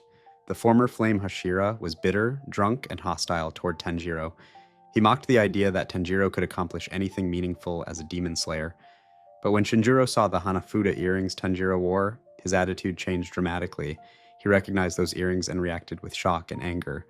Shinjuro assumed that Tanjiro practiced sun breathing based on the earrings. Though this was a term Tanjiro had never heard before, Shinjuro explained that sun breathing was a legendary breathing style, the first one ever created, and that all other breathing styles were derived from it. Flame breathing, water breathing, thunder breathing, wind breathing, stone breathing. Every combat technique used by demon slayers originated from sun breathing. This revelation confused Tanjiro because he did not know any technique called sun breathing. He only knew water breathing from Urokodaki and Hinokami Kagura from his father. Shinjuro dismissed Tanjiro harshly, saying that if he did not even know what sun breathing was, then he could not possibly be using it. The conversation ended badly, with Shinjuro refusing to provide any useful information. However, before Tanjiro left, Senjuro found him and gave him information that would prove crucial. Kyojuro had mentioned finding records about a breathing style in the Rengoku family's historical documents. Senjuro had looked for these records after his brother's death and discovered a severely damaged book that contained information about Hinokami Kagura. The book was so damaged that most of it was unreadable, but Senjuro had managed to make out one important detail. Hinokami Kagura consisted of 13 forms, not 12. This information surprised Tanjiro. His father had performed 12 movements repeatedly throughout the night during the Hinokami Kagura dance. Tanjiro had memorized those 12 movements and used them as combat techniques. But if there was a 13th form, he had never seen it. His father had died before teaching him everything about the technique. Tanjiro did not know what this 13th form was or how to perform it. The mystery of the 13th form remained unsolved for some time. Tanjiro continued using the 12 forms of Hinokami Kagura in combat, and he became more proficient with the technique through practice and experience. Each of the 12 forms had a specific name and purpose. The first form was simply called Dance, a powerful vertical slash. Clear Blue Sky involved spinning the body to create 360-degree slashes. Raging Sun delivered 2 consecutive horizontal slashes. Fake Rainbow used rapid movement to create afterimages. Fire Wheel required a backflip and vertical slash. Burning Bones was a circular slash. Summer Sun created multiple slashes. Sunflower Thrust was a thrusting attack with the sword tip. Setting Sun Transformation involved a backflip slash. Beneficent Radiance delivered a powerful forward slash. Solar Heat Haze created a wave of slashes. Sun Halo Dragon Head Dance performed a continuous slashing motion, but understanding the individual forms was not enough. Tanjiro needed to understand how they connected together and how to use them at their full potential. The answer came through inherited memories, a phenomenon where Tanjiro could see events from the life of his ancestor, Sumiyoshi Kamado, who had lived during the Sengoku period approximately 500 years earlier. In these inherited memories, Tanjiro witnessed Sumiyoshi's friendship with Yoriichi Tsugikuni. Yoriichi was the strongest demon slayer who ever lived and the creator of sun breathing. He was born with a demon slayer mark already on his forehead and possessed abilities that made him essentially superhuman from birth. Yoriichi had nearly killed Muzan Kibutsuji during their only confrontation, coming closer to destroying the Demon King than anyone before or since. Yoriichi had no children of his own to inherit his technique. He feared that sun breathing would be lost after his death, so he taught the technique to Sumiyoshi, his dear friend who was simply a charcoal seller with no demon slayer training. Sumiyoshi could not fully master sun breathing in his own lifetime, but he memorized the movements perfectly. He transformed the combat forms into a ceremonial dance and promised to pass it down through his family for all future generations. This was how the Kamado family became the secret preservers of sun breathing. Through these inherited memories, Tanjiro was able to watch Yoriichi himself perform all 12 forms of sun breathing. This was invaluable because Tanjiro could see the technique executed perfectly by its creator. He observed every detail, the exact angles of Yoriichi's wrists, the precise placement of his feet, the rhythm of his breathing, the flow from one movement into the next. As Tanjiro watched Yoriichi's demonstration in the inherited memories, he had a shocking realization. His own Hinokami Kagura, despite being passed down accurately for 500 years, contained small errors. The movements that Tanjiro had learned from watching his father contained unnecessary motions. His wrist angles were slightly different from Yoriichi's. His footwork had extra steps that wasted energy. His breathing rhythm was not quite perfectly synchronized with the movements. These differences were minor, and most people would never notice them. The Kamado family had done an extraordinary job preserving the technique over centuries, but the tiny imperfections had accumulated over generations. As each person learned from the previous generation, the version Tanjiro knew was like a photocopy of a photocopy, mostly accurate but with slight degradation from the original. Understanding where his technique diverged from the original allowed Tanjiro to correct these errors. He adjusted his wrist angles to match Yoriichi's exactly. He eliminated the unnecessary steps in his footwork. He refined his breathing rhythm to synchronize perfectly with the movements.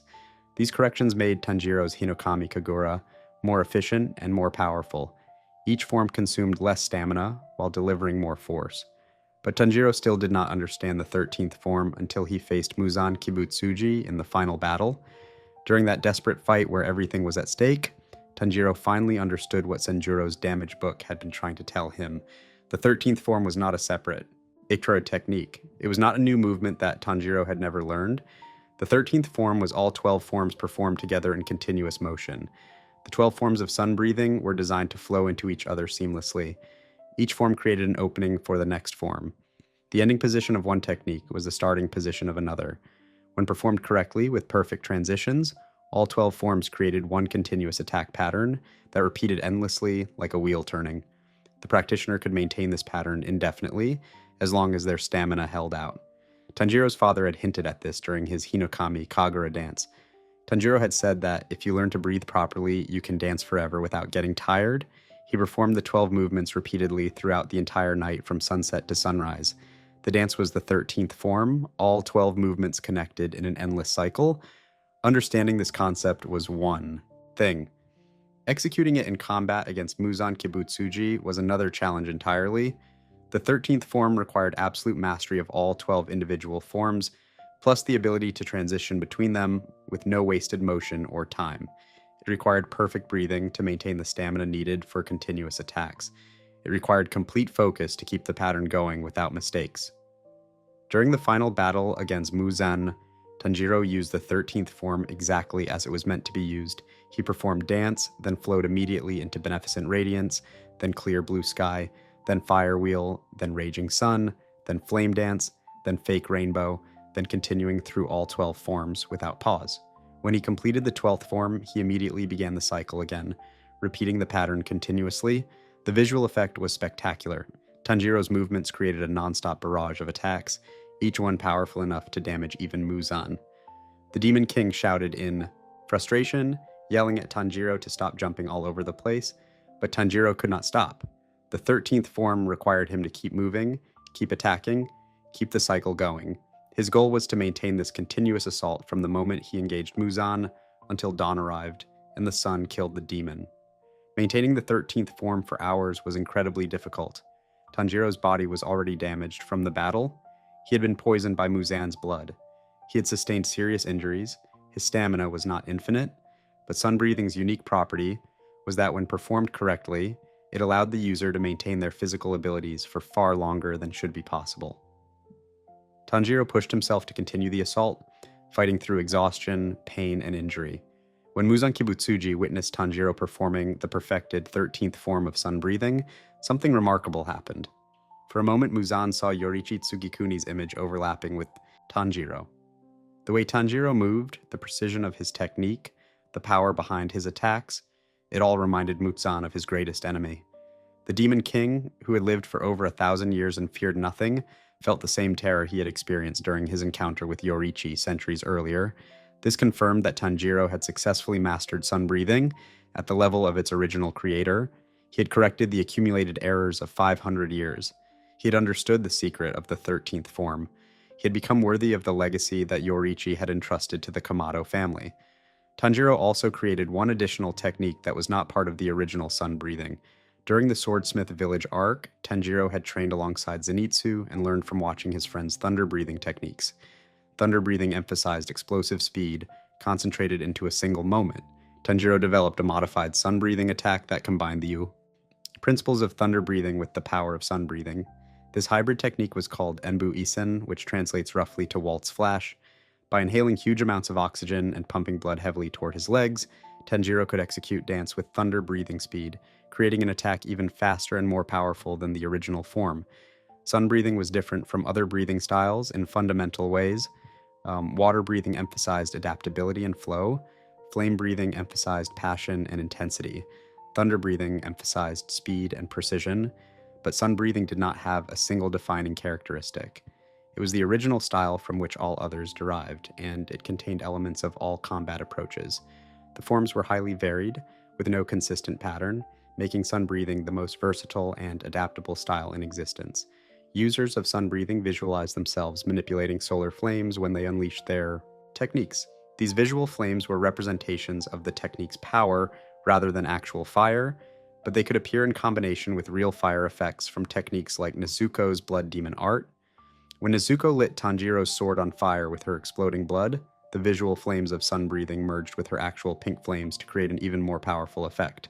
Before we move on, make sure to subscribe if you're enjoying this breakdown. With this perfected mastery of sun breathing at his command, Tanjiro had achieved something no one else in the current era could claim. But even this legendary power would barely be enough to keep him alive in the final confrontation with the demon who started everything. Section 9, Transparent World and Red Blade, Ultimate Demon Slayer Powers. As Tanjiro's mastery of sun breathing grew, he gained access to two additional abilities that only the most elite demon slayers could achieve.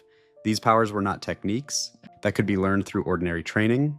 They were supernatural abilities that became available only to those who had awakened their demon slayer, mark, and pushed their bodies to the absolute limits of human capability. The transparent world and the bright red Nichiren sword were the ultimate tools in a demon slayer's arsenal, and Tanjiro mastered both of them during the most critical battles of his life. The transparent world was a supernatural ocular ability that fundamentally changed how the user perceived reality. When a marked demon slayer accessed the transparent world, their vision altered in a way that made living beings appear transparent. The user could see through skin and flesh as if looking at an X-ray image. This allowed them to perceive the inner workings of their opponent's body with perfect clarity. They could see blood flowing through veins and arteries. They could see lungs expanding and contracting with each breath. They could see muscles tensing and relaxing in preparation for movement. They could see joints shifting position as the body prepared to attack or defend. This ability granted enormous advantages in combat. By seeing an opponent's muscles tense before they attacked, a user of the transparent world could predict attacks before they happened. By seeing blood flow change as the opponent prepared to move, the user could anticipate dodges and counterattacks. By seeing the internal structure of an opponent's body, the user could identify vital organs and weak points to target. The transparent world essentially provided limited precognition, allowing the user to react to attacks that should be impossible to dodge. Additionally, the transparent world granted enhanced perception that made the world appear to move in slow motion. Time did not actually slow down, but the user's perception and reaction speed increased so dramatically that everything else seemed slow by comparison. This gave users of the transparent world a massive advantage in speed and reflexes on top of their ability to predict opponent movements. The transparent world was not something that could be learned through regular training methods. It was only accessible to demon slayers who had awakened their demon slayer mark, and even among marked demon slayers, not everyone could access it. The ability required a specific state of mind and a level of perception that went beyond normal human senses. Very few demon slayers in history had ever achieved the transparent world. Yoriichi Tsugikuni, the creator of sun breathing, was the first known user of the transparent world. Because Yoriichi was born with his demon slayer mark already present on his forehead, he had access to the transparent world from childhood. As a young child, Yoriichi had demonstrated his ability to perceive people's internal structures. When his father's sword instructor challenged the young Yoriichi to a practice match, the child landed 4 strikes on the adult swordsman in the blink of an eye. When asked how he accomplished this feat, Yoriichi explained that he could see his opponent's lungs expanding right before they struck, and he simply observed their bone structure, muscle contractions, and blood flow to predict their movements. Yoriichi's twin brother, Michikatsu, who later became the demon Kokushibo and held the position of Upper Moon 1, also learned to access the transparent world at some point after seeing his brother use it. Unlike Yoriichi, who was born with the ability, Kokushibo had to awaken it through extreme effort and training. As a demon, Kokushibo could use the transparent world constantly without any negative effects, giving him a tremendous advantage in battle. Tanjiro's father, Tanjiro Kamado, had also mastered the transparent world, despite never being a demon slayer. Tanjiro learned to access this ability through perception training that his own father had taught him. This training involved sealing off one's other senses and turning the mind invisible, achieving a state of complete calm and clarity where perception expanded beyond normal limits. Tanjiro used the transparent world when he killed the massive bear that threatened his family, allowing him to strike twice with deadly precision before the animal could react. Before his death, Tanjiro had begun teaching Tanjiro about this perception training. He told his son about the importance of proper breathing and achieving the right mental state. These lessons were incomplete because Tanjiro died before he could teach Tanjiro everything. But the foundation was there, planted in Tanjiro's mind and waiting to be remembered when he needed it most. Tanjiro first accessed the transparent world unknowingly during his battle against Hantengu in the Swordsmith village. During the most intense part of that fight, Tanjiro was chasing Hantengu's true body, which was hiding inside the giant emotion clone called Urami. Tanjiro needed to find exactly where the real Hantengu was located within Urami's massive body. In that moment of desperation, Tanjiro's perception sharpened dramatically. He could suddenly see through Urami's flesh and perceive Hantengu's small true body hiding inside the larger demon's heart. This vision allowed Tanjiro to locate and pursue the real target, ultimately leading to Hantengu's defeat. At the time, Tanjiro did not understand what had happened. He did not know he had accessed the transparent world. He simply knew that his perception had somehow expanded and shown him information he should not have been able to see. The experience was brief and unclear, more instinct than conscious technique. The true awakening of Tanjiro's transparent world ability came during his battle against Akaza in the Infinity Castle. This fight was personal for Tanjiro because he wanted to avenge Kyojuro Rengoku's death. Akaza was an incredibly difficult opponent because his blood demon art allowed him to detect fighting spirit and track opponents through their battle intent. This made him nearly impossible to surprise or catch off guard. Conventional attacks were useless because Akaza could sense them coming and react accordingly. During the most desperate moments of this battle, Tanjiro's mind flashed back to his father. He remembered Tanjiro's lessons about perception training.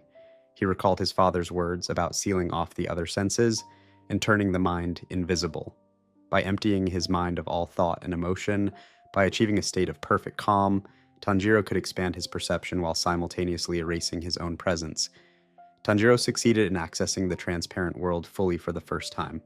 His vision changed, and he could see Akaza's body as if it were transparent. He perceived the demon's blood flow, muscle movements, and breathing patterns. More importantly, by combining the transparent world with the mental state his father had described, Tanjiro achieved something called the selfless state. In this state, Tanjiro had no fighting spirit, no battle intent, no killing intent whatsoever. His mind was completely empty, and his presence was undetectable. The combination of transparent world and selfless state made Tanjiro invisible to Akaza's detection ability. The demon could not sense Tanjiro approaching because there was no fighting spirit to detect. When Tanjiro attacked using Hinokami Kagura, setting sun transformation, Akaza did not perceive the attack coming. Tanjiro successfully cut off Akaza's arm before the demon could react, and later managed to decapitate him using the same approach. This victory demonstrated the incredible power of the transparent world when used correctly. Tanjiro attempted to use the transparent world again during the final battle against Muzan Kibutsuji. At the beginning of that fight, Tanjiro accessed the transparent world and looked at Muzan's body. He could see the Demon King's internal organs and vital points. This information was valuable for targeting Muzan's weak spots and understanding how his body functioned. However, Tanjiro could not maintain the transparent world for long during the Muzan battle. The Demon King's poison was incredibly potent and caused severe damage to Tanjiro's body. The poison created a grotesque growth on Tanjiro's face that interfered with his vision and perception. Additionally, the extreme physical exhaustion from fighting for hours against the strongest demon in existence made it difficult to maintain the heightened state of awareness required for the transparent world. Tanjiro tried to access the transparent world multiple times during the battle, but failed mainly due to lack of oxygen caused by his injuries and fatigue. Besides Tanjiro, several other demon slayers accessed the transparent world during the final battles. Gyomei Himejima, the stone Hashira, awakened it during his fight against Kokushibo. Despite being blind, Gyomei was able to form a clear image of Kokushibo in his mind, and perceive the demon's internal organs through the transparent world. Muichiro Tokito, the mist Hashira, also accessed it while fighting Kokushibo. Obanai Iguro, the serpent Hashira, learned to use the transparent world with Gyomei's instruction during the final battle against Muzan. The second ultimate ability that Tanjiro mastered was turning his Nichiren sword bright red. A bright red Nichiren sword was far more effective at killing demons than a normal blade. When a Nichiren blade turned red, it gained the ability to drastically hamper demon regeneration. Demons could not heal as quickly from wounds inflicted by a red blade. The burns and cuts remained for much longer, preventing demons from simply regenerating through injuries as they normally did. Against powerful demons with incredible regeneration abilities, the red blade was essential for dealing permanent damage.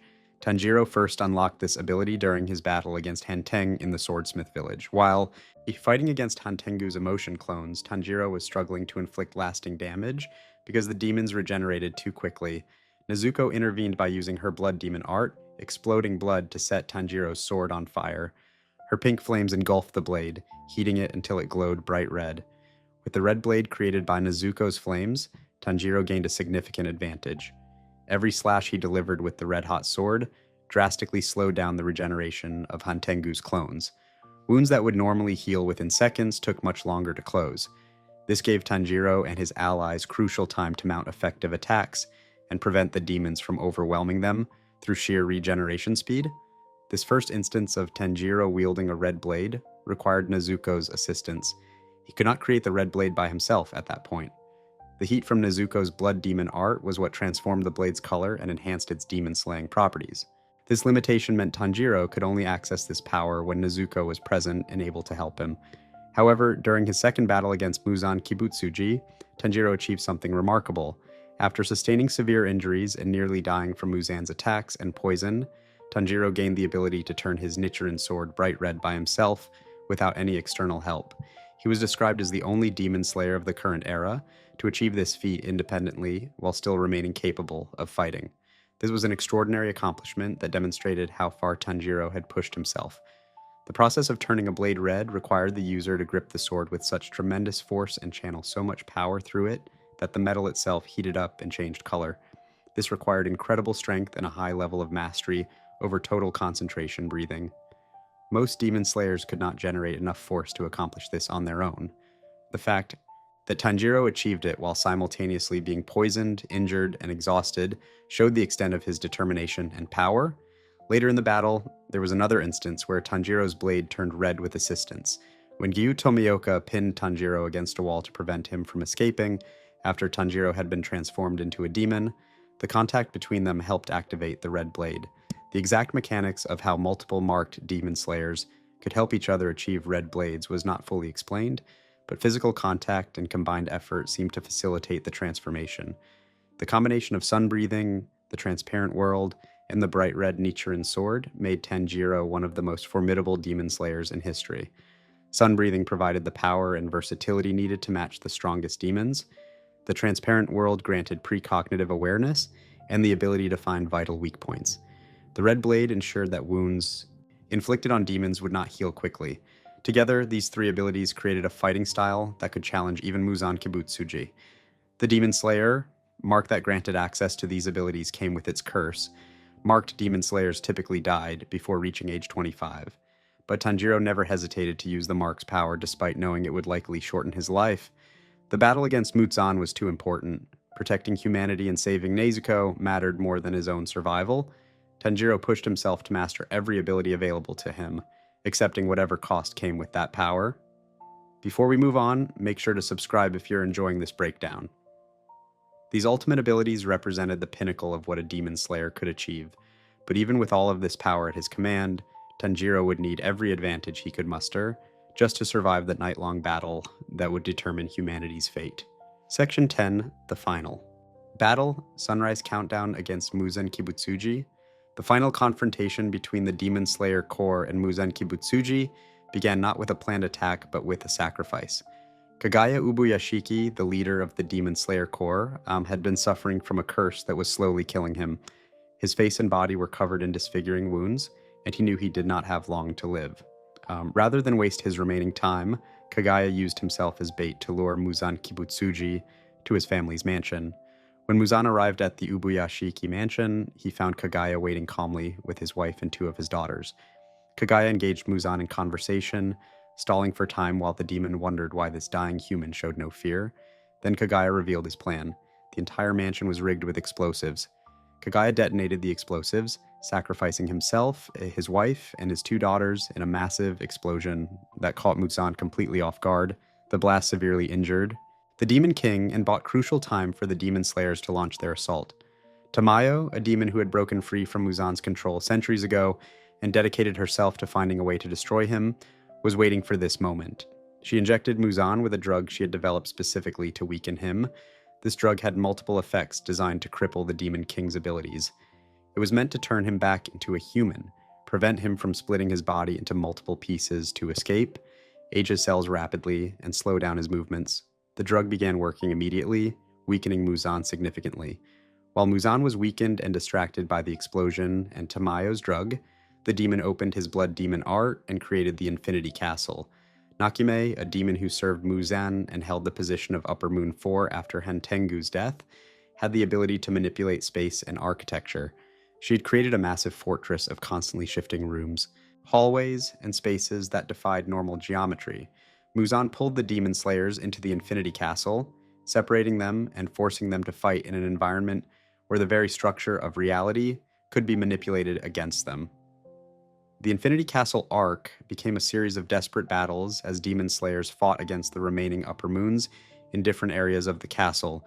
Tanjiro and Giyu fought against Akaza, Shinobu Kocho faced Doma, Upper Moon 2, and sacrificed her life to poison him, allowing Kanao and Inosuke to finish him off. Zenitsu confronted his former fellow student Kaigaku, who had betrayed their master and become a demon. The Hashira faced incredible challenges, with multiple demon slayers sustaining severe injuries and some dying in the battles. Eventually, through tremendous effort and sacrifice, the demon slayers managed to defeat or kill Nakime, breaking her control over the Infinity Castle.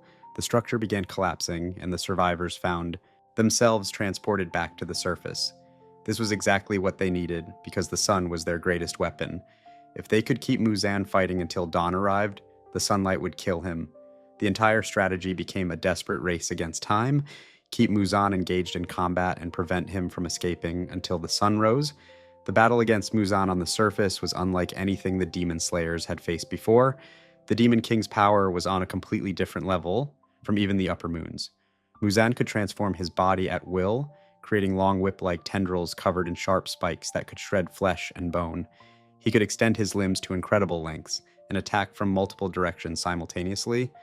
His speed was so great that even the Hashira struggled to track his movements. His strength was sufficient to kill a demon slayer with a single strike. Tanjiro joined the other surviving demon slayers in the assault against Muzan. He used Sun, breathing techniques continuously, attacking the Demon King whenever he found an opening. But Muzan was not just physically powerful, he was also extremely intelligent and experienced. He had lived for over 1,000 years and survived countless attempts on his life. He knew how to fight, how to evade, and how to inflict maximum damage on his opponents. The Demon Slayers discovered that Muzan could not be killed by decapitation. Unlike normal demons who died when their heads were cut off, Muzan had evolved beyond that weakness. He had 7 hearts and 5 brains distributed throughout his body. To kill him, every single one of these vital organs needed to be destroyed simultaneously, or he would simply regenerate. This made him nearly immortal in combat. The only reliable way to kill him was to expose him to sunlight. Tanjiro sustained severe injuries during the battle. At some point, his left arm was severed by Muzan's attacks. One of Muzan's strikes damaged his right eye. The Demon King's blood was extremely poisonous, far more potent than any demon poison Tanjiro had encountered before. This poison infected Tanjiro and began causing grotesque changes to his body. A large mass formed over his right eye, where he had been injured, growing and spreading across his face. The growth was described as making him look repulsive. The poison was slowly killing him. Despite these terrible injuries, Tanjiro continued fighting. He accessed the transparent world at the beginning of his engagement with Muzan, managing to see the Demon King's vital organs and internal structure. This gave him information about where to aim his attacks to inflict the most damage. However, the poison's effects and his mounting exhaustion made it difficult to maintain the transparent world for extended periods. He tried to access it multiple times throughout the battle, but failed mainly due to lack of oxygen caused by his injuries and the physical strain of fighting for hours. The battle raged through the entire night. Multiple Hashira fell during the fight. Gyome Himejima, the stone Hashira, and the strongest of all the Hashira, fought with incredible power, but was eventually mortally wounded. Mitsuri Kanroji, the love Hashira, sustained injuries that would prove fatal. Obanai Iguro, the serpent Hashira, was also mortally wounded. These elite warriors gave everything they had, fighting until their bodies literally broke down, buying time for the sun to rise. Tamayo's drug continued affecting Muzan throughout the battle. The Demon King realized that something was wrong with his body. He was moving more slowly than usual. His regeneration was hampered. Most shocking of all, he began to age. The drug was causing his cells to age at an accelerated rate. Muzan, who had been ageless for over 1,000 years, suddenly found himself aging 9,000 years worth of cellular degradation. This weakening was crucial because it meant that despite his overwhelming power, Muzan could not simply kill all the demon slayers instantly and escape before dawn. As the battle progressed and Muzan grew more desperate, Tanjiro saw his opportunity to use the technique he had finally mastered. He began performing the 13th form of sun breathing, all 12 forms executed in continuous sequence. Tanjiro used solar heat haze, then immediately flowed into beneficent radiance, then clear blue sky, then fire wheel, then raging sun, then flame dance, then fake rainbow, then dance, then setting sun transformation, then burning bones, then summer sun, then sun halo, dragon head dance, then sunflower thrust. Upon completing all 12 forms, he immediately began the cycle again without stopping. Mausan shouted in frustration, yelling at Tanjiro to stop jumping all over the place. The continuous barrage of attacks was relentless. Each form was powerful on its own, and the endless sequence gave Muzan no time to recover or counterattack effectively. Tanjiro told himself internally that he needed to keep going, to perform the forms faster and more accurately, to maintain the assault non-stop until dawn arrived. When Muzan saw Tanjiro performing the perfected 13th form of sun breathing with such skill, something remarkable happened. For a moment, the Demon King saw Yoriichi Tsugikuni's visage overlapping with Tanjiro. The way Tanjiro moved, the precision of his technique, the power of his attacks, it all reminded Muzan of the only person who had ever truly defeated him in combat.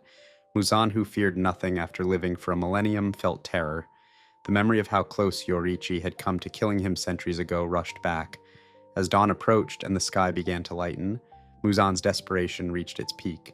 He knew that if the sun touched him, he would die. No amount of power, no regeneration ability, no trick or technique could save a demon from the sun. Muzan attempted to escape by transforming his body into something massive and creating armor-like flesh to protect himself from the coming sunlight. He formed a huge cocoon of flesh around himself, trying to create enough layers to survive the sun's rays, long enough to burrow underground or find shelter. In that moment, when Muzan created his protective cocoon, Tanjiro was caught inside it.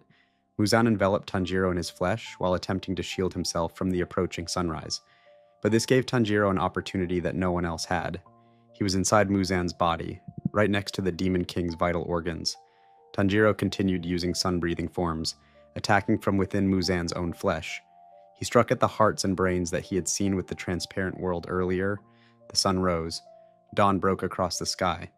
The first rays of sunlight touched Muzan's flesh cocoon. The effect was immediate and devastating. Muzan's flesh began to burn and disintegrate where the sunlight touched it. He tried to maintain his protective layers desperately, regenerating the outer flesh as fast as it burned away. But the sun was relentless, and Muzan had been severely weakened by hours of combat, Tamayo's drug, and Tanjiro's attacks from inside his body. The armor of flesh protecting Muzan could not hold. The sunlight penetrated through the layers and began burning the Demon King's actual body. Muzan started to disintegrate. His flesh turned to ash. His body crumbled away. After over 1,000 years of existence, after creating thousands of demons and causing untold suffering, after surviving countless attempts on his life, Muzan Kibutsuji died in the light of the sun. As Muzan's body crumbled to ash, something terrible was revealed.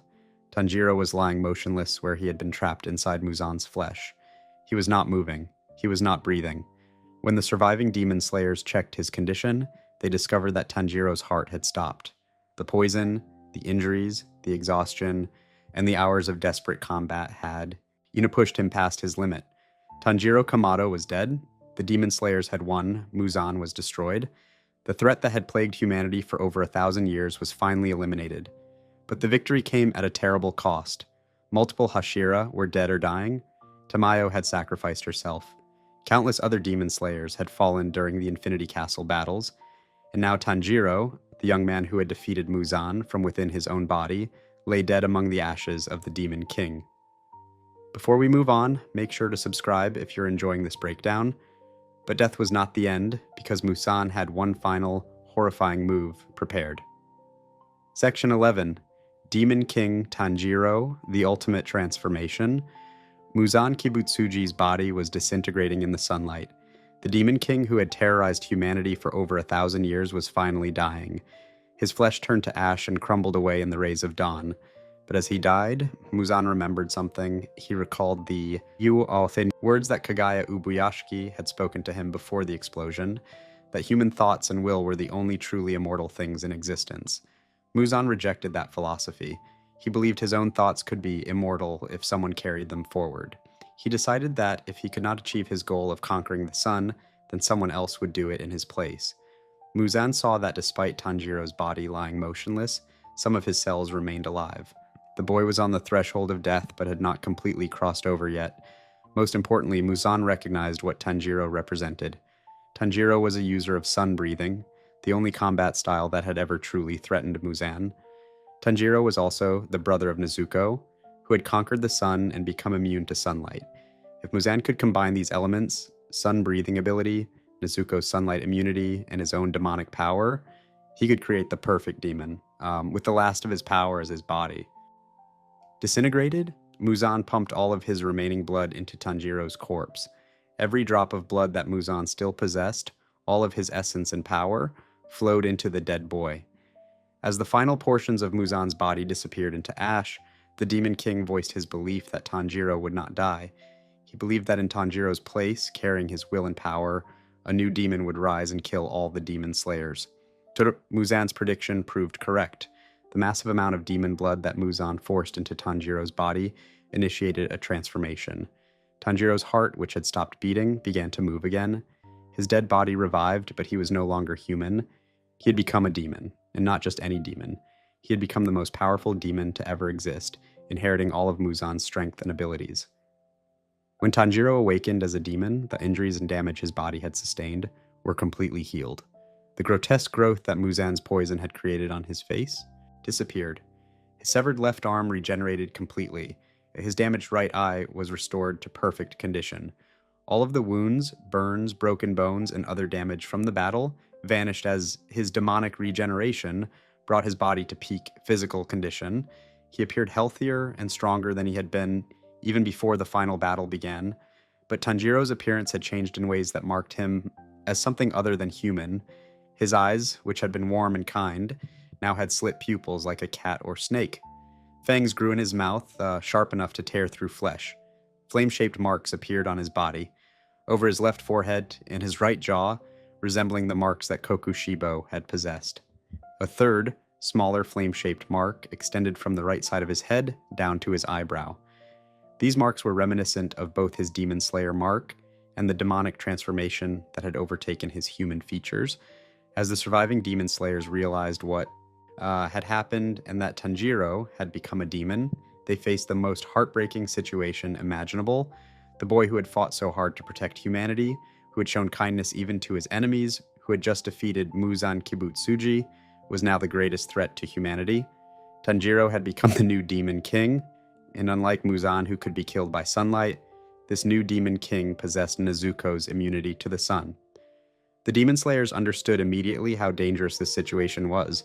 Tanjiro as a demon possessed abilities that made him nearly invincible. He had sun-breathing mastery, the most powerful combat technique in existence. He had Nezuko's sunlight immunity, eliminating the one weakness that every other demon possessed. He could not be killed by decapitation because he was a sun-breathing user, and the rules about demon weaknesses did not fully apply to him in the same way they applied to others.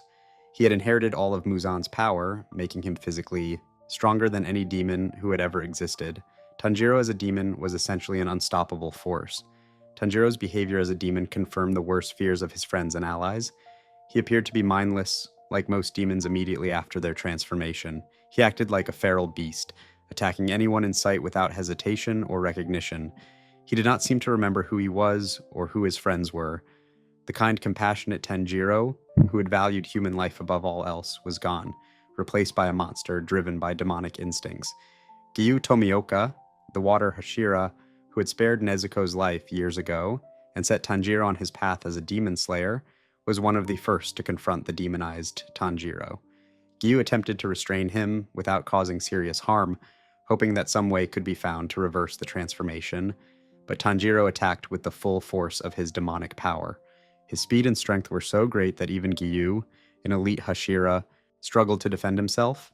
Inosuke Hashibira, Tanjiro's friend who had fought alongside him through countless battles, tried to save Giyu from Tanjiro's attack, but the demon that Tanjiro had become showed no recognition of friendship or past bonds. He attacked Inosuke without mercy. Only Giyu's quick intervention prevented Inosuke from being killed by his former companion. Then Nezuko arrived. She had been cured of her demon transformation during the final battle when Muzan died. All demons created by Muzan died when he died, except for Yushiro, who had been created by Tamayo rather than Muzan. But Nezuko had been cured and returned to being fully human before Muzan's death, so she survived. Now human again, for the first time in years, Nezuko rushed to her brother and embraced him, begging him to stop. Nezuko's presence affected Demon Tanjiro in a way that nothing else had. He did not attack her, even in his mindless demonic state, even with his mind consumed by Muzan's will and demonic instincts screaming at him to kill, Tanjiro did not harm his sister. When Nezuko wrapped her arms around him and pleaded tearfully for him to come back to her, Demon Tanjiro bit her shoulder. But this bite was not the vicious attack of a demon trying to devour a human. It was almost gentle, as if some part of Tanjiro's human mind was fighting against the demon instincts. After biting Nezuko, Tanjiro temporarily calmed down. The taste of his sister's blood seemed to reach something deep inside him, some remnant of his human consciousness that recognized who she was. For a moment, there was hope that Nezuko's presence alone might be enough to bring Tanjiro back from the demonic transformation. But then Inosuke, desperate and frustrated and unable to accept what had happened to his friend, began punching Tanjiro repeatedly. The physical attacks triggered something in Demon Tanjiro. He evolved further, his body undergoing additional transformation. Bone-like appendages grew from his back, similar to the ones that Muzan had created in his final form. These bony protrusions could be used as weapons, extending his reach and adding more attack options to his already formidable abilities. With these new appendages, Demon Tanjiro resumed his attacks on the demon slayers. He swung one of his bone appendages towards Zenitsu Agatsuma, his friend who had stood by him since their first mission together. Giyu intervened again, using water-breathing fourth form. Striking Tide to save Zenitsu and several Kakushi, who were in danger. The situation was deteriorating rapidly. Demon Tanjiro was becoming more dangerous and more powerful, and the exhausted, injured demon slayers had no way to stop him without killing him. Inside Tanjiro's subconscious mind, a battle was taking place. Muzan's consciousness existed within Tanjiro, trying to convince him to embrace his demonic nature. Muzan tempted Tanjiro with promises of ultimate power, eternal life, and the ability to protect everyone he loved forever.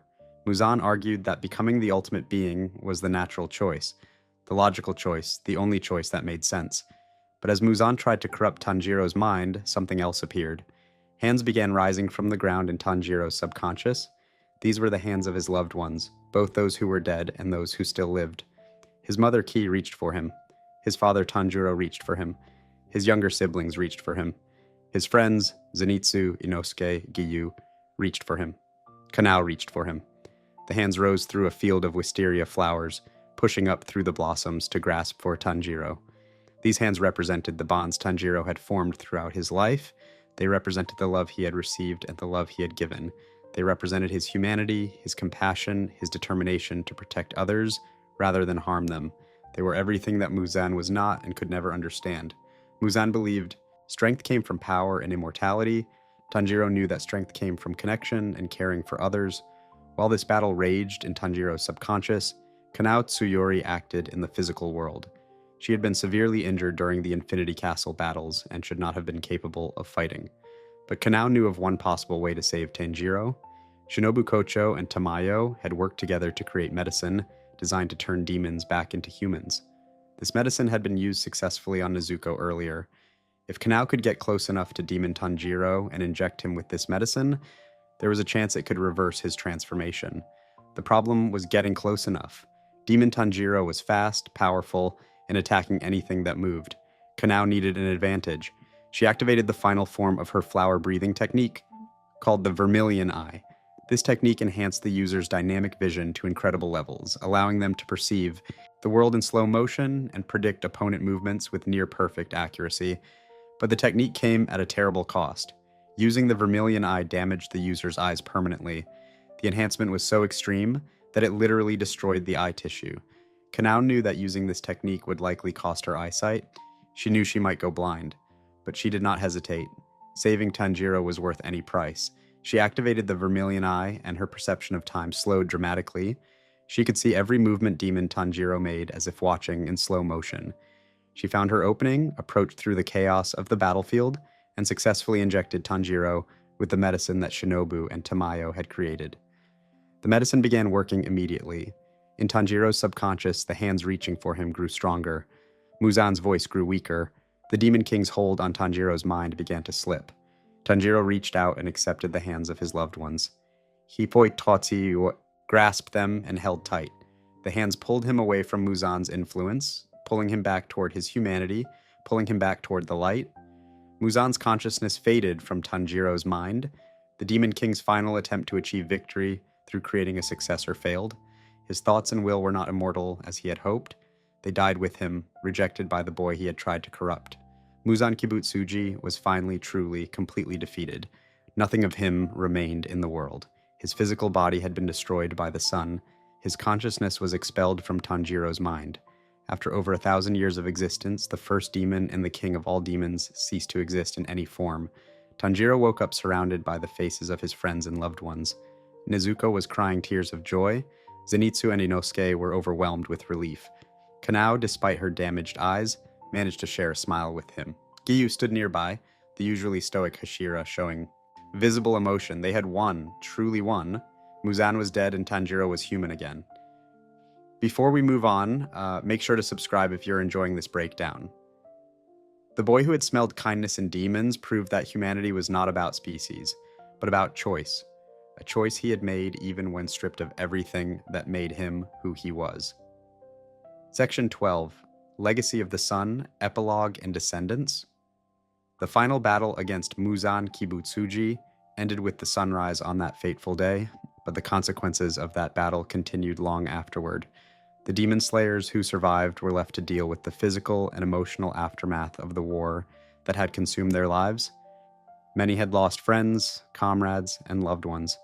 Many carried injuries that would never fully heal, but they had accomplished what seemed impossible. They had ended the threat that had plagued humanity for over 1,000 years. 3 months after Muzan's defeat, the survivors were still recovering. Chapter 204 of the manga picked up during this recovery period, showing how the demon slayers were dealing with their new reality.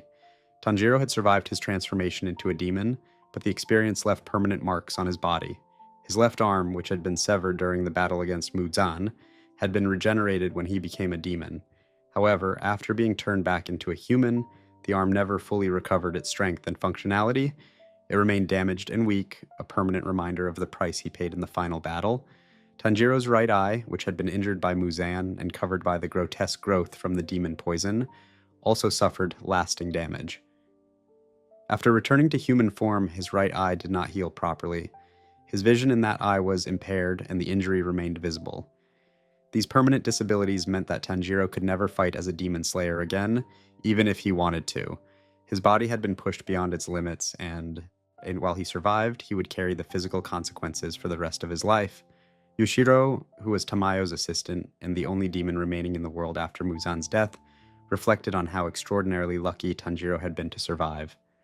Yushiro had medical knowledge due to his work with Tamayo, and he understood just how close Tanjiro had come to being lost forever. The fact that Tanjiro's demon cells had been even more powerful than Nezuko's and Muzan's made his transformation incredibly dangerous. By all logic, Tanjiro should not have been able to return from becoming such a powerful demon. The combination of the medicine created by Shinobu and Tamayo, Kanau's sacrifice in using the vermilion eye to administer it, and the emotional bonds that pulled Tanjiro back from the darkness, all of these factors together barely managed to save him. Nezuko's recovery was complete in a way that Tanjiro's was not.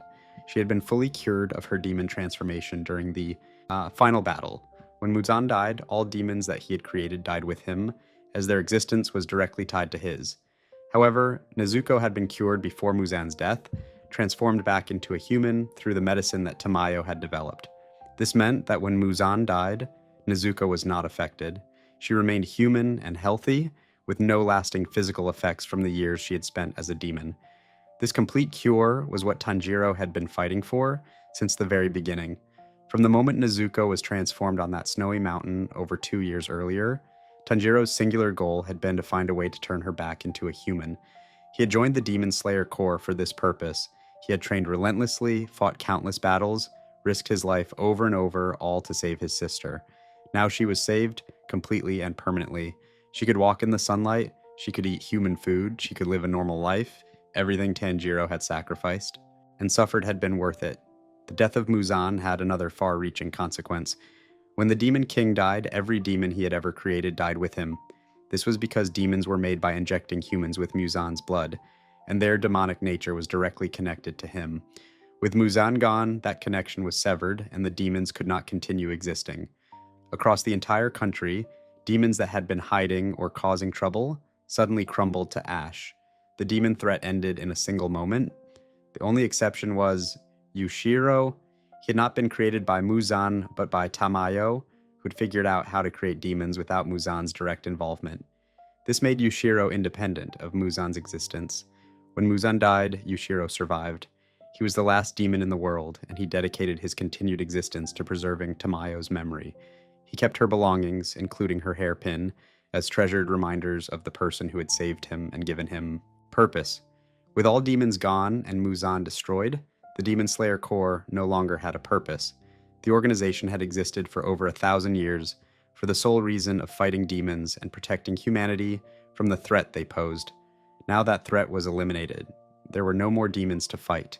The Corps officially disbanded, releasing all its members from their duties and allowing them to return to normal civilian lives. Tanjiro returned to a simple existence, though he did not go back to the mountain where his family had been killed. That place held too many painful memories. Instead, he received an absurdly large pension from the Ubuyashiki family as compensation for his service to the Corps and his role in defeating Muzan.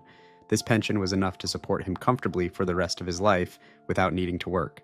Tanjiro chose to live together with Nezuko, Zenitsu, and Inosuke. The four of them formed a household, continuing the bonds of friendship they had forged during their time as demon slayers. As the years passed, Tanjiro and Kanao Tsuyuri grew closer. Their relationship had developed during their time as demon slayers, strengthened by the trials they had faced together and the fact that Kanao had sacrificed her eyesight to save him. Eventually, Tanjiro and Kanao married. They built a life together and started a family, ensuring that the Kamado bloodline would continue into future generations. Similarly, Zenitsu married Nezuko. This had been Zenitsu's goal from almost the first moment he met her, though at the time it seemed like an impossible dream. Zenitsu had been instantly infatuated with Nezuko, thinking she was the most beautiful girl he had ever seen.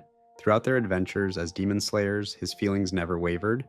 After the war ended and Nezuko was cured, she and Zenitsu grew closer, and eventually they married as well. This united the Kamado and Agatsuma families permanently. The survivors tried to move forward with their lives, though they never forgot what they had lost. Gyome Himejima, the stone Hashira, died from the injuries he sustained during the final battle. Mitsuri Kanroji, the love Hashira, also died from her injuries. Obanai Iguro, the serpent Hashira, died as well. Shinobu Kocho had died earlier during the Infinity Castle battles, when she faced Doma, Upper Moon 2. Kyojuro Rengoku had died during the Mugen train mission. Tengen Uzui survived, but had already retired after losing his hand and eye during the Entertainment District battle. The losses were staggering, but those who survived tried to honor the dead by living well. They tried to create the peaceful world that so many had died to achieve. They remembered their fallen comrades and carried their memories forward. The world entered an era where demons were gone, and the terrible war between humans and demons was finally over. The story jumped forward many years to show the ultimate fate of the characters and their EU legacy. Chapter 205, titled Life Shining Across the Years, served as an epilogue that showed what happened to the descendants and reincarnations of the demon slayers. The setting was modern-day Japan, approximately 100 years or more after the final battle against Muzan. The epilogue began with two young people named Yoshiteru Agatsuma and Toko Agatsuma. They were the great-great-grandchildren of Zenitsu and Nezuko, descendants of the Kamado and Agatsuma families. Yoshiteru was reading a book called The Legend of Zenitsu that documented his ancestors' adventures as a demon slayer. He and his younger sister Toko discussed the idea of reincarnation. Yoshiteru stated that he believed everyone who fought demons and died for a peaceful world was reborn into a happier life. The epilogue then showed various characters in the modern era who were either descendants or reincarnations of the original demon slayers. Kanata and Sumihiko Kamado appeared, the great-great-grandchildren of Tanjiro, and Kanao. They carried the Kamado family name into the present day. Sumihiko was shown rushing to get to school, running late just as his ancestors Tanjiro often had. He wore earrings similar to the Hanafuda earrings that Tanjiro had worn, maintaining that family tradition. A boy who appeared to be the reincarnation or descendant of Kyojuro Rengoku was shown. His name was Tojuro, and he helped Sumihiko when the boy was running late for school. This character had the same enthusiasm and helpful nature that Rengoku had possessed, suggesting that his spirit lived on in some form. Other reincarnations and descendants appeared throughout the epilogue. A character resembling Inosuke worked as an herbalist, maintaining a connection to nature similar to Inosuke's upbringing in the mountains. Characters resembling Genya and Sanemi Shinazugawa were shown working as police officers, protecting people through law enforcement just as they had once protected people from demons. The swordsmith Haganazuka and various other minor characters from the original story also appeared in new forms, suggesting that the bonds formed during the Demon Slayer era continued in some spiritual way into the modern world. The epilogue showed that the Hinokami Kagura was still performed once per year. The dance was now conducted at a Shinto shrine owned by the Ubuyashiki family. Kanata and Sumihiko Kamado still knew how to perform the 12 movements of the dance, just as their ancestor Tanjiro had learned from his father. However, the modern descendants had no knowledge of the technique's combative history. They did not know that the Hinokami Kagura was actually sun-breathing disguised as a ceremonial dance. They did not know about demons, the Demon Slayer Corps, or the Great War that their ancestors had fought. To them, it was simply a traditional family dance performed to honor their heritage. This forgetting of history was intentional and positive. The world no longer needed to know about demons because demons no longer existed. The knowledge of how to fight demons was no longer necessary. The techniques and weapons and strategies that had been so crucial during the war were now obsolete. This represented true victory, a world where the next generation could live in peace without needing to know about the horrors their ancestors had faced. In the Kamado household in the modern era, there was a photograph on display. This photograph showed the members of the original Demon Slayer Corps from a century earlier. Tanjiro, Nezuko, Zenitsu, Inosuke, the Hashira, and other demon slayers were all captured in that image. The photograph served as a reminder of the people who had fought and sacrificed to create the peaceful world that their descendants now enjoyed. It was a small memorial to ensure that even if the details of the war were forgotten, the people themselves would be remembered. The modern world was shown to be peaceful and prosperous. Japan had advanced. Technologically, people lived normal lives without fear of demons attacking in the night. Children could play safely, families could live without the constant threat of losing loved ones to monsters. The dream that Kagaya Ubuyashiki and countless demon slayers had fought for had been realized. Humanity was free. The epilogue ended with a sense of hope and continuity. The characters who had suffered and died during the war against demons had not been forgotten. Their spirits lived on through their descendants and reincarnations. The bonds they had formed persisted across time and generations. The peaceful world they had fought to create existed and thrived. Evil had been defeated not just temporarily, but permanently. The demons were gone and would never return. Tanjiro Kamado's journey, which began with tragedy on a snowy mountain when he lost his entire family, ended with hope and renewal generations later. The boy who had shown compassion even to his enemies, who had refused to give up on his sister, who had mastered the ancient technique his family had preserved for 500 years, had accomplished something extraordinary. He had ended a war that had lasted over a millennium. He had destroyed evil at its source. He had saved not just his own sister, but all of humanity from the threat of demons. And perhaps most importantly, Tanjiro had done all of this without losing his humanity. Even when he was transformed into a demon, even when Muzan's will tried to corrupt him, even when it would have been easier to give in to power and darkness, Tanjiro chose kindness. He chose compassion. He chose to remain human in spirit even when his body had been changed. This was his greatest strength and his ultimate victory. The legacy of Tanjiro Kamado and the Demon Slayer Corps lived on not through monuments or grand memorials, but through the peaceful lives of ordinary people who would never know how close they had come to eternal darkness. The sun rose each day on a world where those demons were nothing more than old stories and myths. That was the true measure of success. A world where the battles of the past became unnecessary for the future. If you enjoyed the video, make sure to subscribe, and I'll see you in the next video.